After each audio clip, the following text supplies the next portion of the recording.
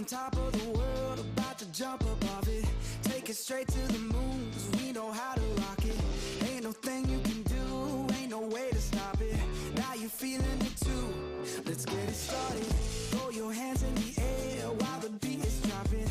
Acting like you don't care when everybody's watching. Just keep whipping your hair like that, you got it. Yeah, you're feeling it too, let's get it started. I'm ready, ready. Let's get it, get it.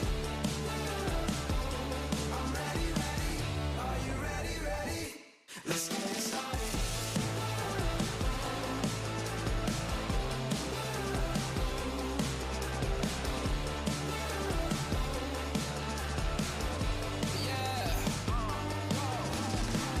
It's starting to heat up, off the charts, off the meter. Turn it up, blow the speakers, make them all to believers. Break through the surface, tell them open the curtains. Give them all what they wanted, yeah. Now let's get it started.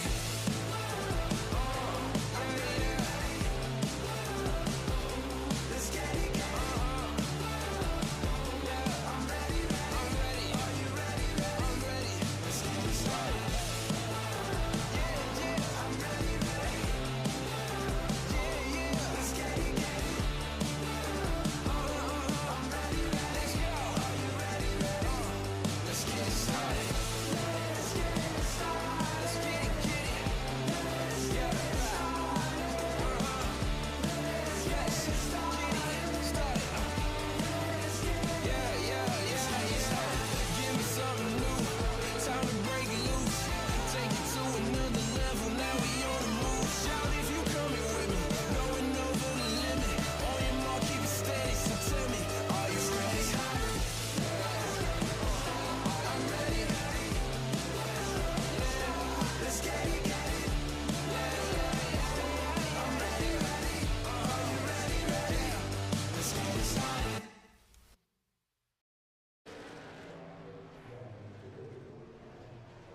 Let's get it started indeed, folks. Welcome to another LSRTV production of the Maine Sim Racing Series here at beautiful and storied Hickory Motor Speedway. We're here tonight for the Wiscasset Speedway 200. Beside me in the booth tonight is Wiscasset Speedway's actual announcer, Ken Minot, and we're going to look forward to calling a great race tonight at America's most famous short track. But before we do that, real quick, I just want to give a shout out to my niece, Kyra Bork. Kyra's celebrating her birthday tonight with a dinner over to Mom and Dad's place. Her birthday was Monday. She turned 19. I can't believe the kid is 19 now. I remember her as a 5-year-old, 6-year-old, running around the house, causing all kind of mayhem with our cats. But anyway, happy birthday, Kyra. I wish I was there, kiddo. I hope you have a good one tonight. Now, back to racing. Ken, we are at Hickory Motor Speedway tonight, my friend, for a couple hundred laps of action-packed fun with the Maine Sim Racing Series guys. Now, you know some of these guys, if I'm not mistaken, in real life, in their real racing careers, correct? Yeah, pleasure to be with you guys. This is my first time doing one of these sim races. I'm really looking forward to it. As you said, I know a lot of the guys running tonight. They're actual racers at Wiscasset, and nice to see them in action here tonight. Now, folks, we were looking forward to, I mean, we're still looking forward to some great racing, but one of the guys we were looking forward to see on track tonight, a guy named Matthew Burgoyne, is not here. We're not real sure why he didn't make it. But for those of you that have been keeping up with this series, he and his teammate Devin Landry and a guy named Max Cookson and Jason Ricker, those 4 or 5 guys have been real dominant in this series so far. But unfortunately, Matthew didn't make it tonight, it doesn't look like, but his teammate Devin Landry is here. And as usual, he and Cookson, Ricker, Dyer, and Barth are your top 5 in practice times right now. Now, we're going to be going into qualifying here pretty soon. And I'm not sure if we're going to have enough of a car count to do an LCQ tonight. I don't know what the cutoff is for that. But we'll get some notes from our production guy, Cody, down in the production trailer here shortly. But Ken, man, these cars on this track, it's like this track was specifically designed for late models, man. They are so much fun to watch here. Yeah, the key is going to be these guys. He's going to be with these guys hooking up to this track and just being patient. Yeah, patience is not really a known virtue amongst a lot of short track drivers. We've seen it in the past few weeks where guys, that start in the back for whatever reason, try to get up to the front as quick as can, and that usually leads to some calamity. Now here on Hickory, folks, it's a short track, a little guy. And it's one of the shorter ones we've been to. And key here is getting that forward bite off the turn, not getting too hard into the throttle as you exit turn. Because as you exit the turn, this car is really light and it's unloaded right there. And you'll see a guy really get out of shape if he gets to the throttle too hard there. Now, we're going to be, let's see, we got about another minute and 45 seconds, Ken. What are your pointers for some folks to keep an eye on here tonight? Well, obviously, Devin Landry's been one of the guys to watch here in the Sim Racing Series. As you said, too bad Matthew Burgoyne hasn't been here, but you've had some other guys like Jason Ricker have really been hooked up lately. And, you know, the cream will rise to the top as it usually does. But we say this, we exercise that patience word.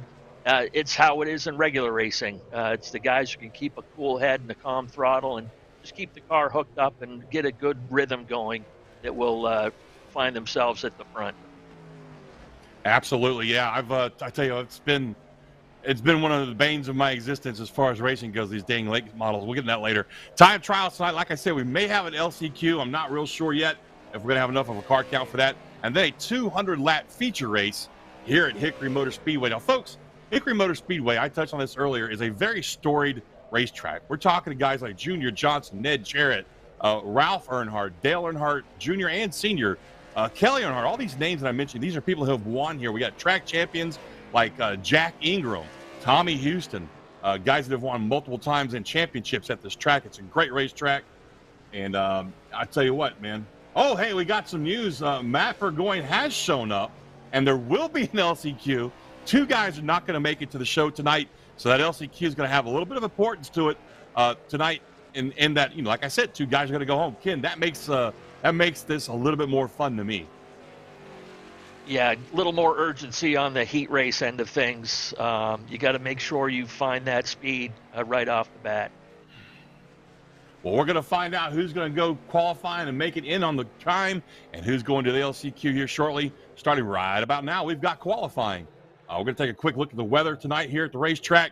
And it looks like it's a gorgeous day out there in the sim world as far as that goes. Temperature on the track tonight, it's going to be 96. Oh, I'm sorry, 109. It just updated to 109. That's going to make for a slick racetrack. We've got a wind of 2 miles an hour. And ambient temperature of 71 is not too bad, partly cloudy. And that's going to make for some good racing, I think, Ken. Yeah, it'll translate to some good speed.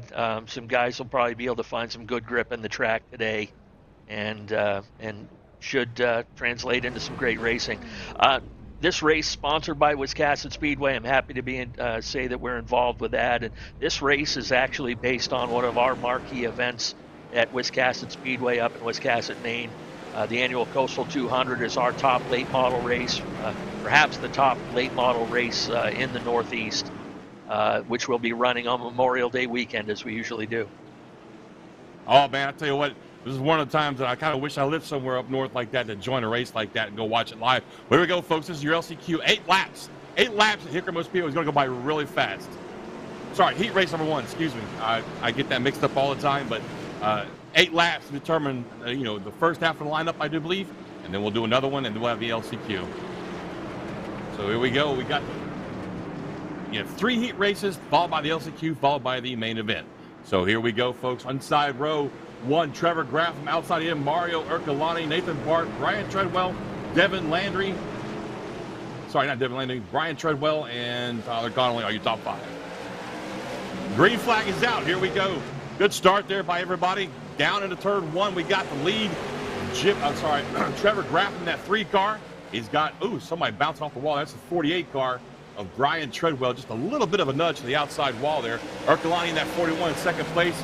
Going to fall in. Got the 11 car of Connolly trying to sneak in there. And they're still 2 by 2 behind the leader.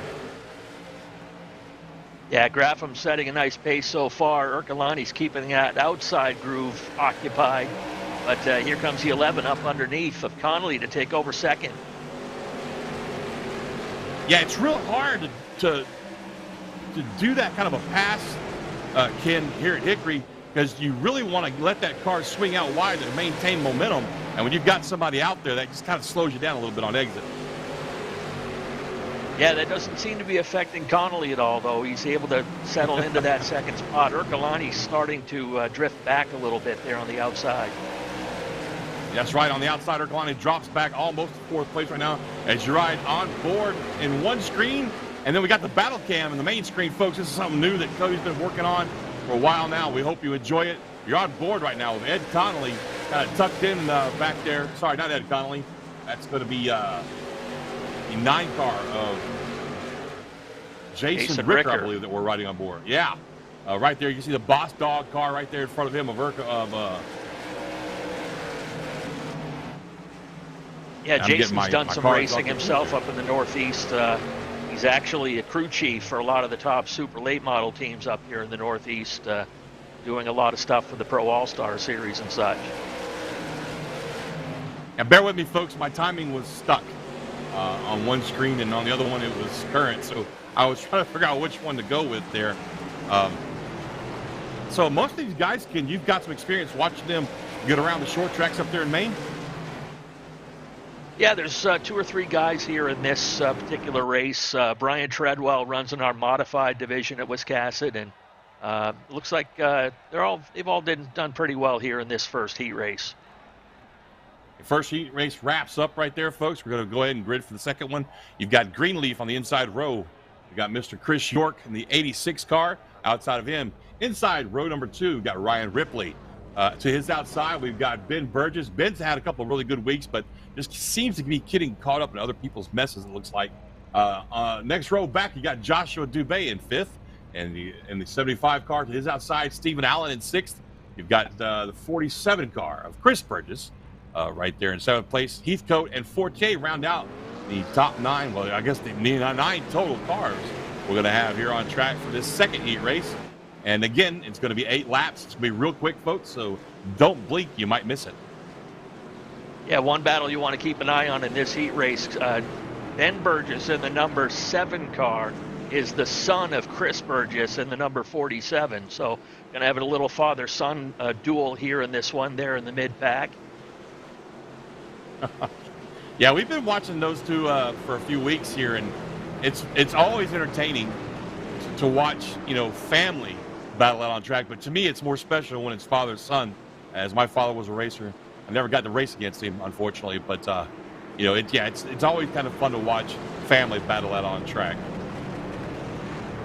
Yeah, speaking of family, the number 09 there of Ryan Ripley, he's part of one of the most famous racing families at Wiscasset Speedway.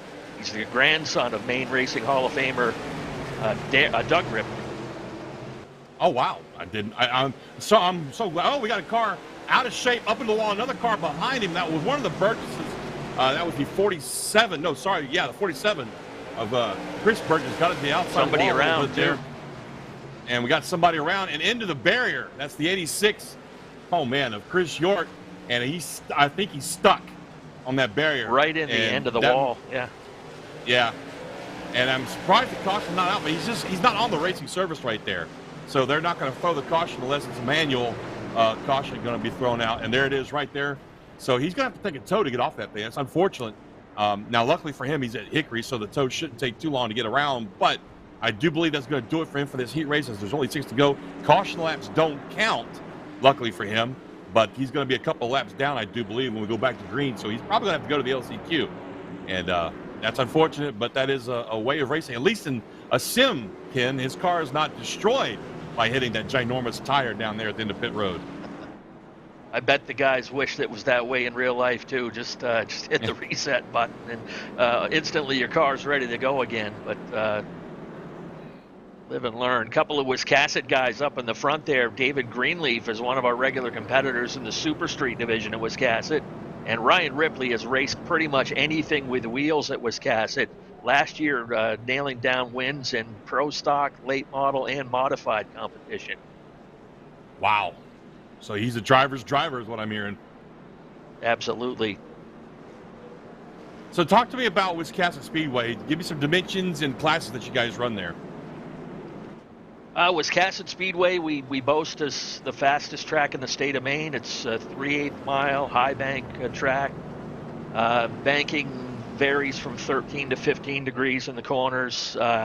Very fast track, though. It's set up really nicely for speed. It's a momentum track. We actually run 8 different divisions, but kind of a unique format that we do it. We set them into 2 separate groups of 4 divisions, and we run them every other week. So guys, helps with the budget a little bit, helps the low budget teams stay competitive, keeps the car counts consistent. So each of these 2 groups alternate every other week at our track. Gives our fans a little bit better variety of racing too. And it sounds like a great time. I haven't been to a short track in a while. Track's been around for Virginia. 52 years now. 52 Wow. years now. Wiscasset's been around. That's a long time. We're back folks, underway. We're back to green right here. And right off the bat, Greenleaf jumps out to the lead once again. Kind of where he started at. We've got 5 to go. Now, don't forget, it's a short race, Ken. So these guys have got to get up there and get it done quickly. So that doesn't lend a whole lot of patience on track. Yeah, how many are we transferring on this? Let me check into that for you real quick. Greenleaf still in charge, and young Ben Burgess, I believe he's like maybe 14 years old. He runs at Wiscasset in our 4-cylinder pro division, which is a lot of people know as Allison Legacy cars. But he's really gained a lot of experience and is going to be one of the top contenders in that division this year. But seems to be taking to the late model pretty well, chasing down that 58 of David Greenleaf. Well, to answer your question, five transfer. So right now, Dubé is in that 5th spot. I had no idea he was that young.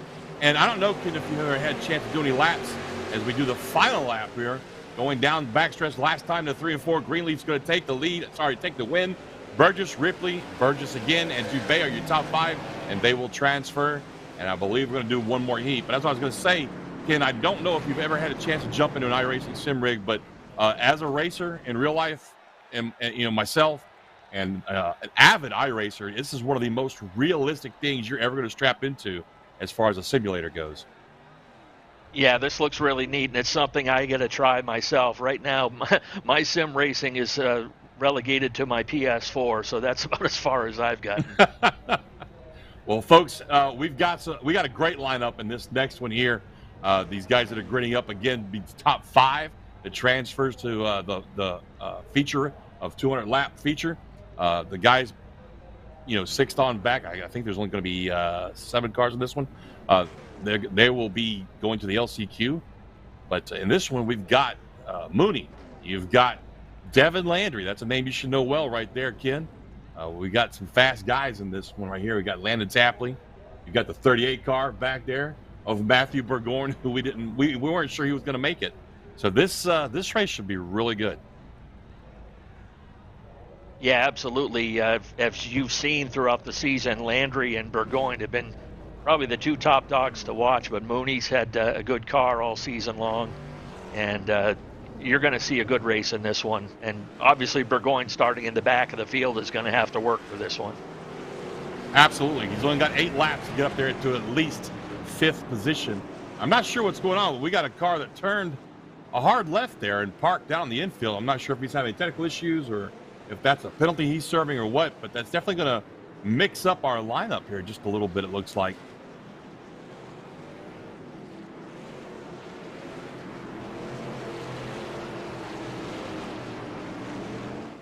I believe the 51 of Frank Moulton pulled to the back of the class there. I'll have to get a double check on that here shortly once we get a chance. Yeah, that was the 51 car, that green and white car. Now the 25 is going to swap spots with Burgoyne. That will be Landon Tapley. And we're off. Got a green flag. Mooney out front, but to his outside, he's got a strong challenge by the 39 car.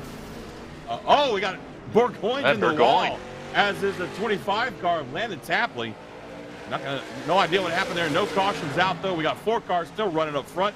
You've got Mooney, you've got Bart, you've got Cookson, Landry, and Bolton back there somewhere in that 5th transfer spot. Meantime, the caution is now out.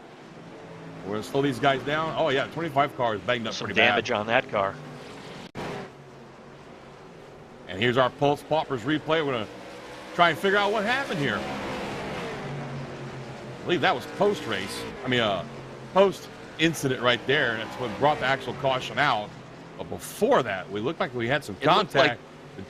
Yeah, it looked like Burgoyne was involved in that as well, and I saw his car spinning the tail end of the field. All right, here we go with the instant replay on the restart, on the initial start of the green flag here. And it looks like the 25 had some issues and might have gotten into that left rear corner just a little bit there. But yeah, it looks like Tapley might have had some sort of possibly a technical issue, it looked like. Maybe he lost his display. And Ken, I don't know if you've done a whole lot of spectating or announcing on sim racing, but one of the worst things you can have happen is to have your monitor or your VR headset go out on you, especially on a restart. Yeah, driving blind, yeah. It's the equivalent of having a hood fly up on you. Really mess you up. Oh, yeah. Yeah. Definitely. I drive with a VR headset myself, and this week I was in a race, and the battery died, and I was in third. It was not cool, not at all. But tell you what, that's unfortunate for Tapley. He's going to have to regroup and come back for the LCQ here. We got 7 laps left on the board. We're only able to complete 1 before that caution came out. Right now, your top 5 are Mooney, Cookson, Barth, Landry, and Moulton. But look out, Burgoyne's back there. And I don't think he received any damage, Ken, from that incident with Tapley. So he's still one to look at as we go into this. Yeah, it looks like he just got a little tap, turned the car around, kept it off the wall. Good piece of driving there. And we'll regroup, and now he's just 1 spot off a qualifying position. I feel bad for the guy that's between him and going forward to the feature from here. He's got a good spot, though. He's on the outside. Green flag is out. Mooney, Cookson, Barth, Landry, and now Burgoyne scored in 5th place. It's your top 5 right. Oh, into the wall hard right there. Was that Devin Landry? It sure looked like it was Landry that got the wall right there. But he continues forward. Caution does not come out. We stay green. That 39 of Cookson stuck up high there in 3rd spot, trying to figure out if he wants to stay up there or if he wants to drop back and tuck in behind 37 of Nick Barth. Nathan Barth, excuse me. That's probably what I would do. But look at this. Landry now challenging on the inside of Cookson for that spot. Yeah, Mooney's setting a good pace up front there in the number 80 car. As I said, he's been a steady competitor here in the Sim Racing Series, up front often in that bright yellow number 80. And a comfortable lead to this point. Very comfortable lead. He's got almost a half a second in the Hickory Motor Speedway. That's a lot. That's a couple of car lengths. So these guys have settled down now. We got a nice single file run here. They understand that there's only 2 laps to go. Top 5 are going, so really there's no need to pressure anybody to make any kind of a move in that top 5. Just make sure you keep your spot. And it looks like Burgoyne did sustain a little bit of damage there. Doesn't seem to be slowing him down now as we come across the white flag here, Ken, with Mr. Mooney leading the way down the backstretch. Yeah, earlier on I said number 80. I wasn't looking through the right part of my glasses. That's obviously a number 90, and he's solidly in front, grabs the heat win here in heat number 3. So you're finishing on that one is going to be Kyle Mooney, Nathan Barth, Devin Landry, and I didn't see who was 4th, and Matthew Burgoyne will take that last qualifying spot to move to the feature. This is the LCQ, and I'm not entirely sure if I can get a word with the producer on how many are going to transfer from the LCQ. I guess it depends on how many go, because there's only one guy's not going to make it. So we'll see how many line up or grid for this thing. And that should tell us, you know, how many are going, right, Ken? It's math. It's simple math. We'll make it, or we'll make it work. All right, we got the word from our producer. Awesome guy, by the way, Cody Wooten. Y'all should give him some love when you see him. 7 advance, 3 go home. So that means we got a 10-car lineup, or supposed to have a 10-car lineup, it looks like, of the guys who were unable to advance on time or through the feature heat races there. And this is going to be fun, kid. I love LCQs because that's where all the pressure is. Yeah, it's get in or go home. Move forward or load up. There's a lot of pressure in that group there in the middle. Pressure from the guys up front, too, to hold on to those spots that they've got.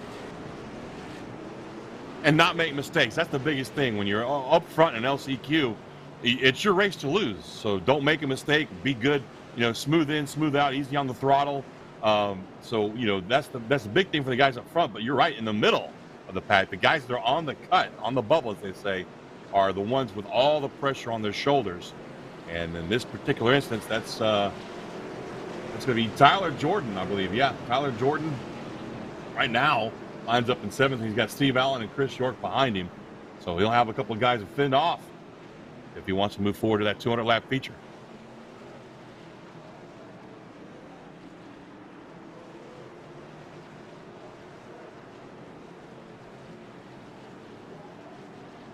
And the base car ducks in. We're going green. And flags out Dyer. Down there in the 88 car on the inside gets a good jump. Gets out to the front right there. We got a little bumping and banging back there in 3rd, 4th. 2 cars swing out wide of the wall. That's going to be the 32 of Heathcote. And Treadwell in that 48 of Treadwell ducks down now. Gets in line down there on the low side. And we got a caution out already. The 29 car banged up pretty bad right there. Oh, that's a lot of damage for Tyler Jordan there, Ken. Yeah, he's shortened up the nose and the tail of that number 29. Here's the pulse poppers. It's a replay. Oh, he got turned right there by the 75 of Steve Allen. Not saying it was intentional, but it is what it is, folks. There's a little contact right there. When you're spinning on a straightaway, you can usually bet that somebody got into the backside of your car. Yeah, there was a lot of jostling for position there as they got underway, and sometimes those guys in the back just kind of get caught up in all that stuff happening up ahead of them and just pick the wrong lane, end up flipping the guy beside them, and sure enough, right there, you see it right from the overhead view. That's a great shot from the blimp from our guy down in the production booth, Cody. And you know, it was, like I said, it wasn't intentional. One car got a little bit loose on exit of 4 right there as they came to the green, which we talked about at the top of the show. Getting on that throttle easy is the key here. You can't just stomp on it. And he got a little loose and kind of went down and just barely touched the back of that 86 car. But it's all, the 29 car, so he's all tore up. Now, because that happened prior to the green flag, the completion of lap 1, I should say, we're going to rack up and stack up for 12 laps again. That didn't count, so everybody's going to have a chance to start where they were initially supposed to start. So here we go, Ken. We're going to try this one more time. And I kind of feel bad for Jordan back there in 8th with all that damage. Yeah, he's really behind the 8 ball now. But 12 laps to get it done. The way things could turn, you know, something happens in front, he gets lucky, threads the needle, and all of a sudden he's in contention. That's right. Now, that start wasn't quite as good for Dyer this time. He does maintain his lead. He jumps out there in front of Heathcote in the 32 car, but boy, for a second there, he had his hands full with that outside line. Oh, someone going around there in the 3rd somebody spot. Backwards. That looks like that was Treadwell in the 48. Got backwards and hard into the wall there. See how bad his damage is. That was on lap 2, it looks like. Hey, who doesn't like this is probably Dyer. He just wants to get this over with.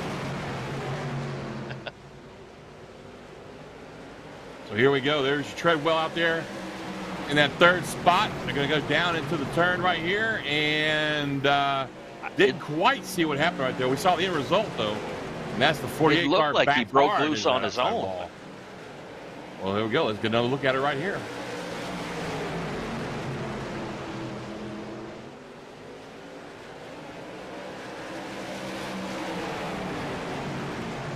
Brian, one of the competitors in our modified division at Wiscasset Speedway,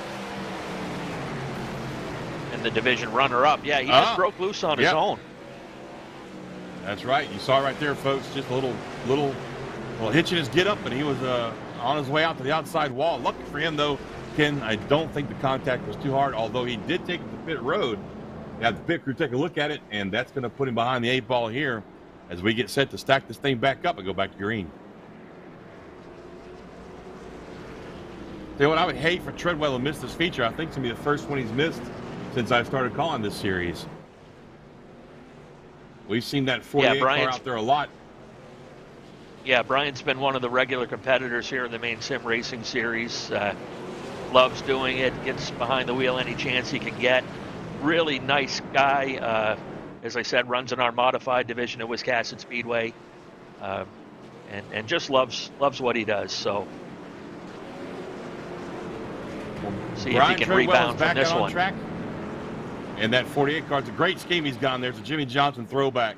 It's the memorial tribute they did for the Ricky Hendricks Motorsports, for the Hendricks Motorsports guys that got killed in that plane crash in Martinsville. Here we go. Grain again out and Dyer again to the front.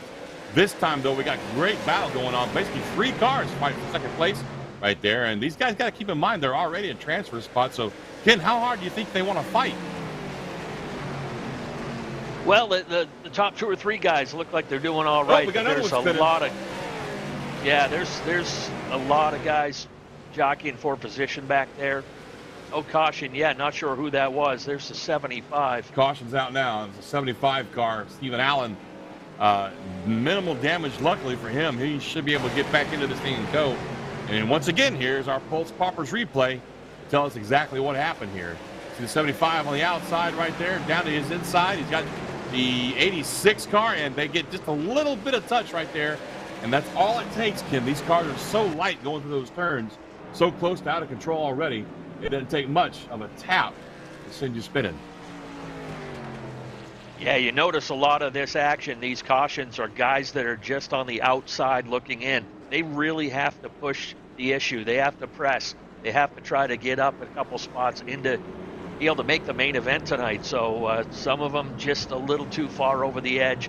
Just a little touch is all it takes. And again, they're in a spot where they have to try to make that move, drive into that corner a little harder than they normally would.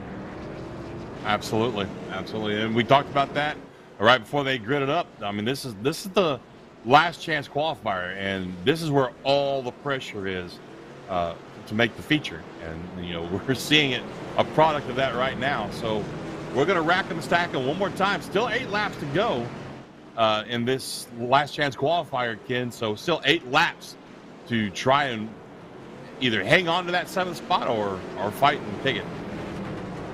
Yeah, so far this kid in the 88 car has been unbeatable on these starts. This last restart, he really jumped out. Good 2-car length lead right off the get-go. And once again, we see a great start by Nick Dyer in that 88. And again, I think we got another car tapped right there. The 75 got in the back of somebody there. I'm not sure. It was Tapley, the 25, ironically speaking. He got turned right there. No caution yet. He gets the car turned around and going in the right direction, and we may stay green now. But it looked like he had a little help right there. Dyer, in the meantime, has still got that nice big, look at the 51. Dirt tracking it right there. Saves the car. And nope, we got another car spinning, and we got a caution out this time. Yeah, 51 looks like he got down on the apron a little too far and got the car sideways, and then all of a sudden, you got guys scrambling to get around him. The 29 car ends up looping it. And here's our Pulse Poppers instant replay. And you'll see it right about there. Right there. You're right. He gets down that apron, and just got loose. And unfortunately, the 29 was just the victim of circumstance right there, as was the 32 of Heathcote. He got up in the outside wall, got some damage. And for a 12-lap race, Ken, we're seeing a lot of beat-up race cars now. Yeah, now you're talking about cars that are banged up and the handling starting to go away. And again, those are the guys that are on the outside looking in, that what they have left for a race car, they still have to push the issue. And I think now they're starting to take some chances that they typically wouldn't, knowing that, absolutely. Time's running out. They have 5 laps to go, and they may not make the race. Well, you're right. 5 laps to go, and look at the amount of damage we see on several of these cars. Right now, I see 2 cars. That's Dyer, and looks like maybe, I can't tell who that is in third. 23 car. That's going to be the Chris Forte, somebody we actually haven't talked to a whole lot, or talked about a whole lot tonight. Are the only 2 guys left without damage. We'll see how long that lasts for Forte. I'm not worried about Nick Dyer. He's just... Oh, okay. We're getting word from our producer that there's a 1-minute warning now. This will be the last restart. Whatever happens from here on out, this is it. So this is pressure time, Ken. This is high intensity pressure. Oh yeah, somebody works in race control at Wiscasset. I not only announce, but I'm right there beside race control, and that throws fear into the hearts of the drivers when you tell them next flag ends the race. And that's any class, any division, any track, man. Yeah, I mean, once you hear that, you're like, oh man, am I in the right spot? If not, I got to move. So right now, outside looking in. I'm sorry. Go ahead. No, I was going to say that's like the parent saying, next time I have to turn around, I'm stopping the car. Yes, absolutely. Oh, I tell you what, that brings back some memories. I think you and I are probably the same age then if we've heard that. It looks like on the outside looking in right now is Treadwell in that 48. And let's see if he can do anything about that on this restart. Restart's out. Flag is out. Green flag. Dyer still takes the lead right there. Looking great out front. You've got Heathcote hanging out outside. This is the last lap. Coming through 3 and 4 for the final time. And right now, Moulton hangs on to that 7th spot, that transfer spot. Dyer's going to take the win right there. And that's right, Frank Moulton in 7th place. He's going to be your final transfer for the 200-lap feature race. I believe we're going to do a warm-up right now of 3 minutes, Ken, and then we'll be getting underway. We're going to go ahead and take a quick commercial break here, folks. Going to wet our whistles and whatnot, let these guys get a warm-up in. And then when we come back to the LSRTV production of the Wiscasset Speedway 200, I didn't say that right, did I? Wiscasset Speedway 200. We'll be back shortly. An automobile purchase shouldn't be hard. The hardest part for the consumer in the whole process should be selecting the vehicle. We have the online credit application. We can bring the car to you to see it, to test drive it, to deliver it. We have all the tools in place, and we've had them in place for a long time. I just think now we've perfected it. It's become part of our culture. We've, kind of taken it to the next level. It is easy, and it should be easy, and it should be fun, and it shouldn't take a whole lot of time. Hey, it's Wesley Outland on the set of the Bull Ring on Speed 51 TV, but I also want to remind everybody that you can keep up with coverage of esports with the Northwest Cup and Truck Series, the American iRacing League, S&B Cup Series, and so much more on your home for sim racing, LSRTV. Of course, remember, you can watch it, and then you can listen to it on CRN, the community radio network at wearecrn.com. Check us out when you can.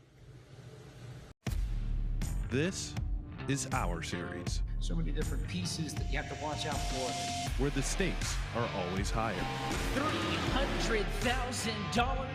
where virtual meets reality, How bad do you want it? They're wasting no time getting at it. where the best thrive and the flawless win. This is the eNASCAR Coca-Cola iRacing Series.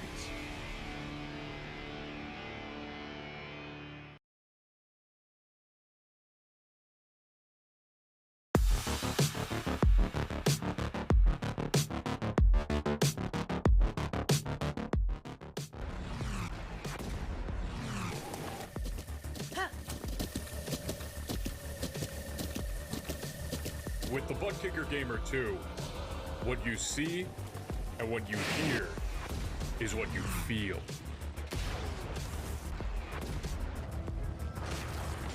Butt Kicker. The future is feeling.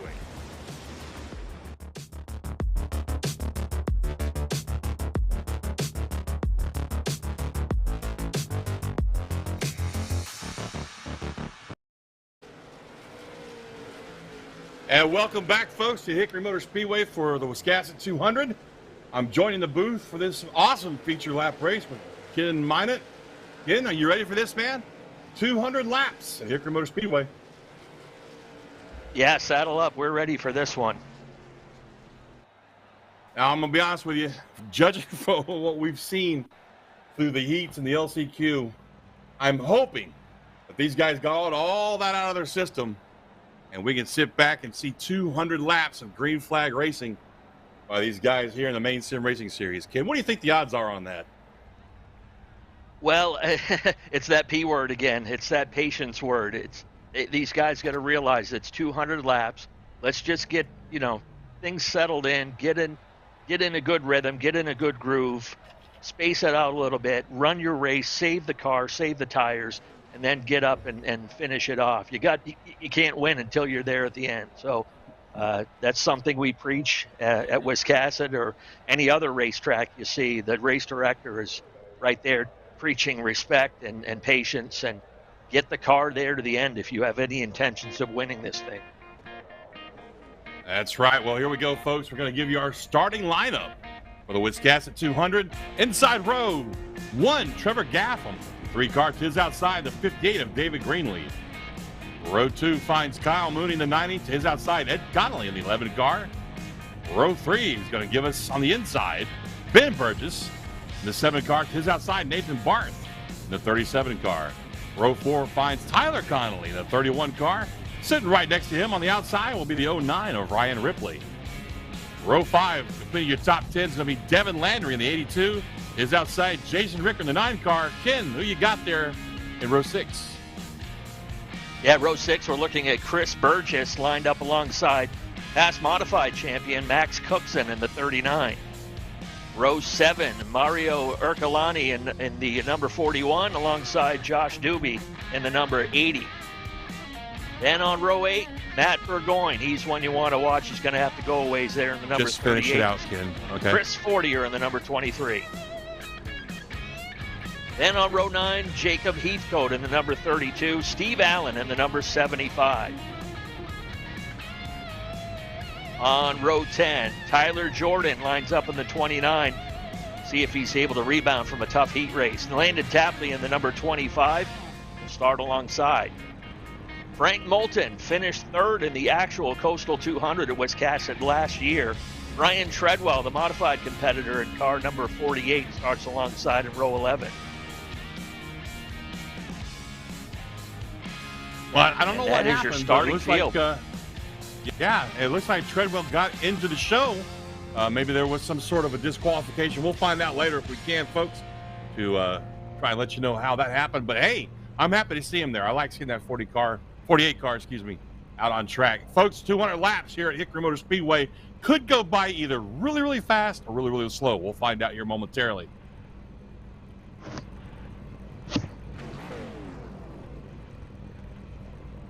Oh, that is unfortunate, and I see that now. Folks, we've been informed that Nick Dyer got some sort of a black flag in the race that could not be cleared in that last chance qualifier. So that is why we see the 48 car on track right now. So, hey, I'll take it, man. I like that 48 car. Yeah, Brian, certainly he'll be happy to be able to hop in and run the 200 laps here in this Coastal 200. Indeed. Now, folks, I've never personally taken any laps around Hickory Motor Speedway, but I've heard and I've seen with my own 2 eyes how fast this can go. So buckle in. This is going to be a great show. We're stacked up 2x2 for the pace laps right now. We should be getting 1 to go this time by. That's right. The pace car's lights are off. Ken, I am looking forward to one heck of a race tonight, my friend. Yeah, same here. Buckle those, pull those straps tight, get ready to go. And see if we can get these guys in a good green flag groove, as we call it. Get that rhythm going, indeed, man. I tell you what, that 3 car, he was looking pretty stout earlier tonight. So is Kid Mooney, but we all know who we're looking at for the main part of this one.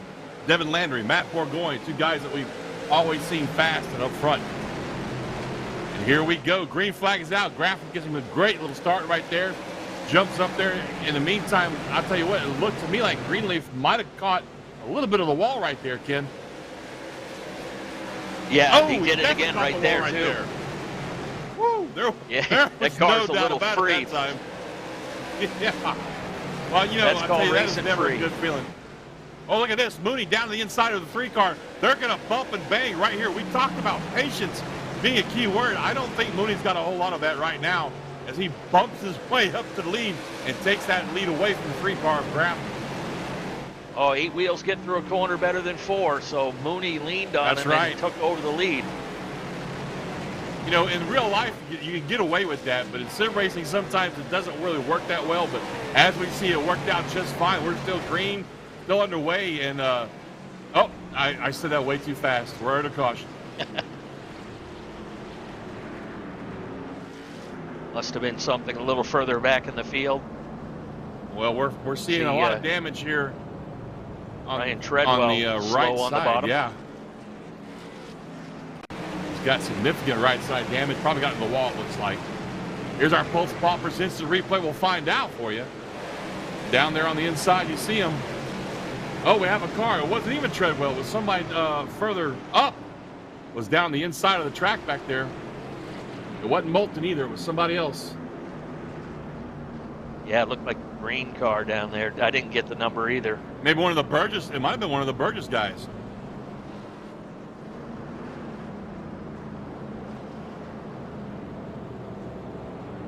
Yeah, it was a 47. Yeah, Chris. Yeah, that's Chris Burgess, that 47 car. We see at the end of that right there. He's down on the inside of the track. Not a whole lot of damage at all there, Ken. Maybe just a wrinkled up right front corner. Here he is right here through 1 and 2. And down through 3 and 4 right there. Gonna go through 3 and 4. It's going to happen, I believe, in the next turn. As low as he is, I got to guess, he probably got the apron right there. Yeah, right there. There he is on the apron, and Just that's broke going loose to on knock it. you loose every time. Yep. The apron's a tough place to be at Hickory Motor Speedway. Ken, the sim version anyway. I don't know about the real life version, but the apron's tricky, and it'll get you every time. Yeah, not a lot of grip down there, a lot flatter. The car just is not set to be able to ride down there for very long, so he paid the price. You saw it happen to somebody else earlier today. Yeah. So we're going to go single file restart. Pace car is off. I love single file restarts, Ken. To me, it just makes sense. But you already see it back there in the back. Somebody diving down the inside of somebody else, trying to take a spot away. And that's a rule here at the league, the Maine Sim Series guys, Maine Sim Racing Series. Inside the first 5 laps, Ken, if there's a caution out, they do go single file. Yeah, early cautions like that, or cautions breed cautions. This is a good way to get guys to settle down and get back into that groove that we're looking for. Yeah, I've seen some tracks, even in real life, take that move and amplify it by saying you can't pass anybody until you get to the backstretch. So, hey, it's a good call. Like you said, it helps calm these guys down, gets them to understand they've got a 200-lap race to do with. And wrecking yourself in the first 5 laps ain't going to cut it. So, in the meantime, we got a pretty good race, right here, back there with the 80 car. That's a good-looking Miller Genuine Draft. Well, not Miller Genuine, I'm sorry. It's the Miller High Life car. Out of shape Ryan and up Ripley. into the wall. That was pretty hard contact, too. He might have significant damage on that left side, and he does. Yeah, Ryan looks like he got the car loose or got tagged a little bit, overcorrected and ended up turning himself into the wall. You'll see perhaps the contact will get him sideways here in a moment, but looks like he saved it for a second right there, then overcorrects it, a little more contact. Sends him up into the wall. Yeah, and that's pretty significant damage. And we do model steering damage here in iRacing, Ken. You can hit a car hard enough on an object to where your steering wheel is locked at a 45-degree angle trying to make it work. I'm not sure what happened there. It looked like he wanted to pit, but he just got into the 7 car of Ben Burgess. I think Ben was a little further ahead of him. I don't know not sure what that was all about. Well, I mean, if he's got a broken steering arm in that car, that explains it, because he couldn't get into his pit box. I saw that. He drove straight through his pit box and then almost at the wall trying to get out of pit. So he may be having some issues with that car. And I mean, yeah, because I don't see any reason for him to have gone after Ben Burgess, any other reason. I mean, there's just, there was no contact between them unless he was misinformed. Yeah, I don't know. Well, have to check with our race director, too. I assume being under caution that Ben Burgess will get his spot back there in the 7, provided he doesn't have any damage. Yeah, he's moving up Here he already. comes. You see him moving up. Yeah. I'm sure he's probably trying to figure out what happened, too. I mean, you just toot along in your car in 4th spot there, 3rd spot or whatever, and all of a sudden you're turned for no apparent reason. So I'm sure Probably doesn't even know what hit him. Oh, yeah, no doubt. Well, that's good, though, that the race director was able to get this sorted out and get everybody back where they need to be, and we should be going back to green here pretty soon. Base car's lights are still on. We'll see what happens here. if they're going to do another single file restart or not. I like that idea, though. Yep, lights are off for the pace car, and we remain single file, which is a good way to go, I do believe, to be honest with you.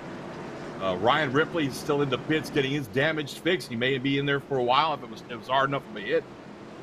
So, Ken, here we go. We're going to come through 3 and 4 now, single file restart.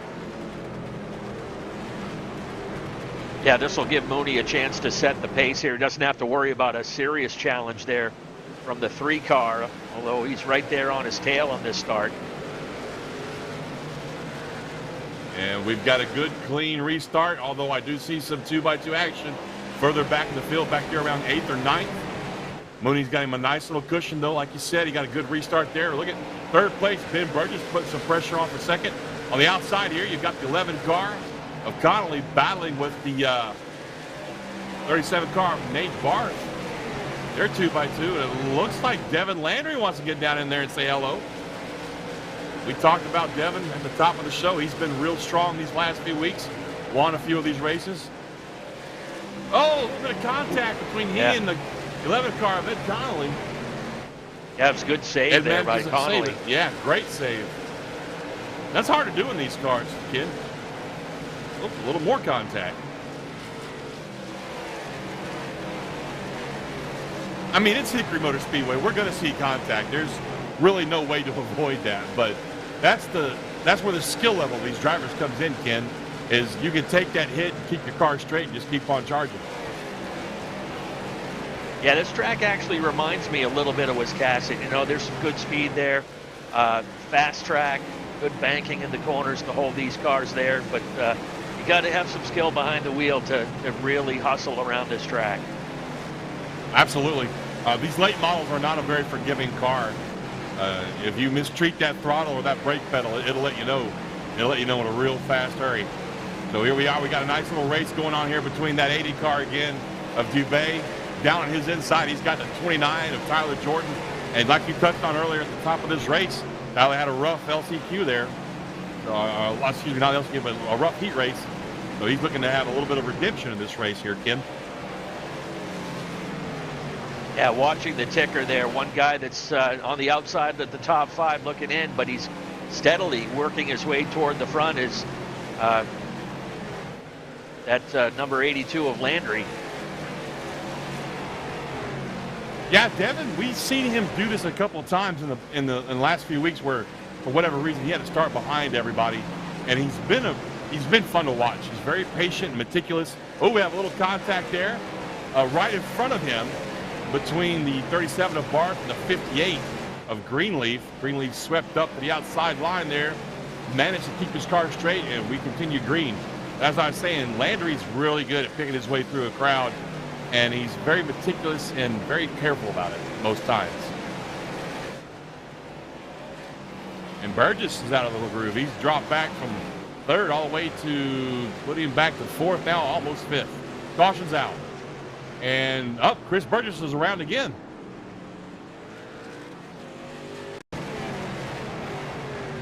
And here's our instant replay brought to you by Pulse Poppers. What are you seeing, Ken? Never really had a chance to see what caused this one. He doesn't have anybody around him, so my guess is he got it hooked on the curb again. No, actually, the 23 came around. Burgess actually was spinning to avoid the 23 car who got turned just in front of him. Yeah, it looked like the 23 of Chris Forte had some issues there, and unfortunately came down across the nose of the 47 of Chris Burgess. And I see that Brian Treadwell's back on pit road. He's probably still trying to get the damage knocked out on that car from that earlier incident that he went through. And folks, I don't know if you've noticed, but I don't think our caution flag laps are counting right now. So, that's why we talk about this top of the show, Ken. We really hope for a lot of green flag racing. Yeah, it's usually like any race like this, the guys up front, they're racing hard. There's some good action up there, but they're exercising that patience and that getting in that that steady groove but it's those guys mid-pack that are trying to put themselves into contention that you end up having guys tangled back there further in the pack. Well, we've got 180 laps to go still in this race, and now you got to be wondering how is fuel going to play into this. We know they got to make at least one fuel stop, if I'm not mistaken. But with all these cautions that we have and the fact that the laps don't count, that's got to be making these guys just a little bit nervous about fuel consumption. Green flag is out. We go back to green. Mooney maintains his lead. We've got Devin Landry up to fourth already. Devin worked his way up to fourth from the, let me check here. He started back there in ninth, just inside the top 10. So he's, like I said, very meticulously, very slowly making his way forward.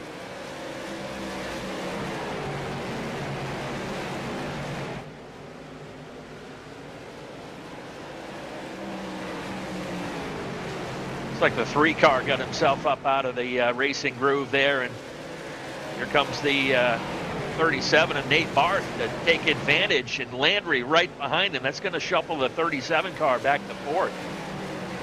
Just like that in one lap. The 3, that is, back to fourth. Sorry about that. Yeah. He goes from second to fourth as we watch Devin Landry squirt on through the hole there that the 37 made. The 3-car washed up. Now, you know, the thing about that is there's a wall out there, Ken, that we've seen already kind of slap these guys around. So, you know, I'm sure that was going through graph of his mind when he washed up like that. He probably got way out of the throttle. Might have even tapped the brakes a little bit just to avoid hitting that wall out there. That wall has mangled some cars. Like, wow, look at that. Back end of Barth just kind of wiggled out there. He got wicked loose, causing Landry to have to check up as well. And that's going to extend that lead of Kyle Mooney out to almost a full second. Yeah, at this point of the race, if you're a driver, you're looking to take advantage of opportunities. You're not in a spot yet where you have to create your own opportunities, but like Landry, you got to be right there, ready to pounce when the guy makes a mistake. Barth was there to take advantage in the 37, and of course Landry right behind him. So you're not in a spot where you have to force the issue, but you got to take advantage of those openings when they're there. Absolutely. That's a great way to put it too. Taking advantage of the openings. And I mean, you know, we've talked about patience. We've talked about, you know, just kind of hanging and back and getting your rhythm in. But, you know, recognizing an opportunity when it's there, like these two guys did when the 3-car washed up like he did and squirted through that whole thing he made. They both gained a spot during that. Now it looks like Landry's going to put a little bit of pressure on Barth, maybe testing him right here, Ken. See how he handles a little bit of pressure for position. Yeah, again, not really forcing it, but just making sure he sees him there in the rearview mirror. Sometimes a guy will spend too much time in that mirror, not watching his own line, and that's where the opportunities are created. You see Landry kind of peeking to the inside there on the straightaway. Yeah, I love the line he took right there on that last lap by. Right here, he goes outside, then diamonds it real hard down to the inside right here. Kind of catches the edge of that bump, helps that car turn a little bit. And you're right, I'm pretty sure Barth is all up in that mirror right now, like, where's this guy going to go? How do I defend against him?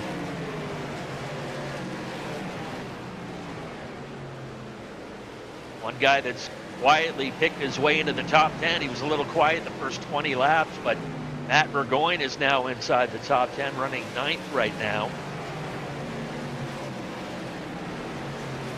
There he is right there. Matt was actually in the running for Rookie of the Year in the late model class at Wiscasset last year. It was actually his award to win, but he missed the last race of the season, ended up giving up the Rookie of the Year honors at that time. But he did win a race last year. He's turned into quite the late model racer. He's a very accomplished legend car racer.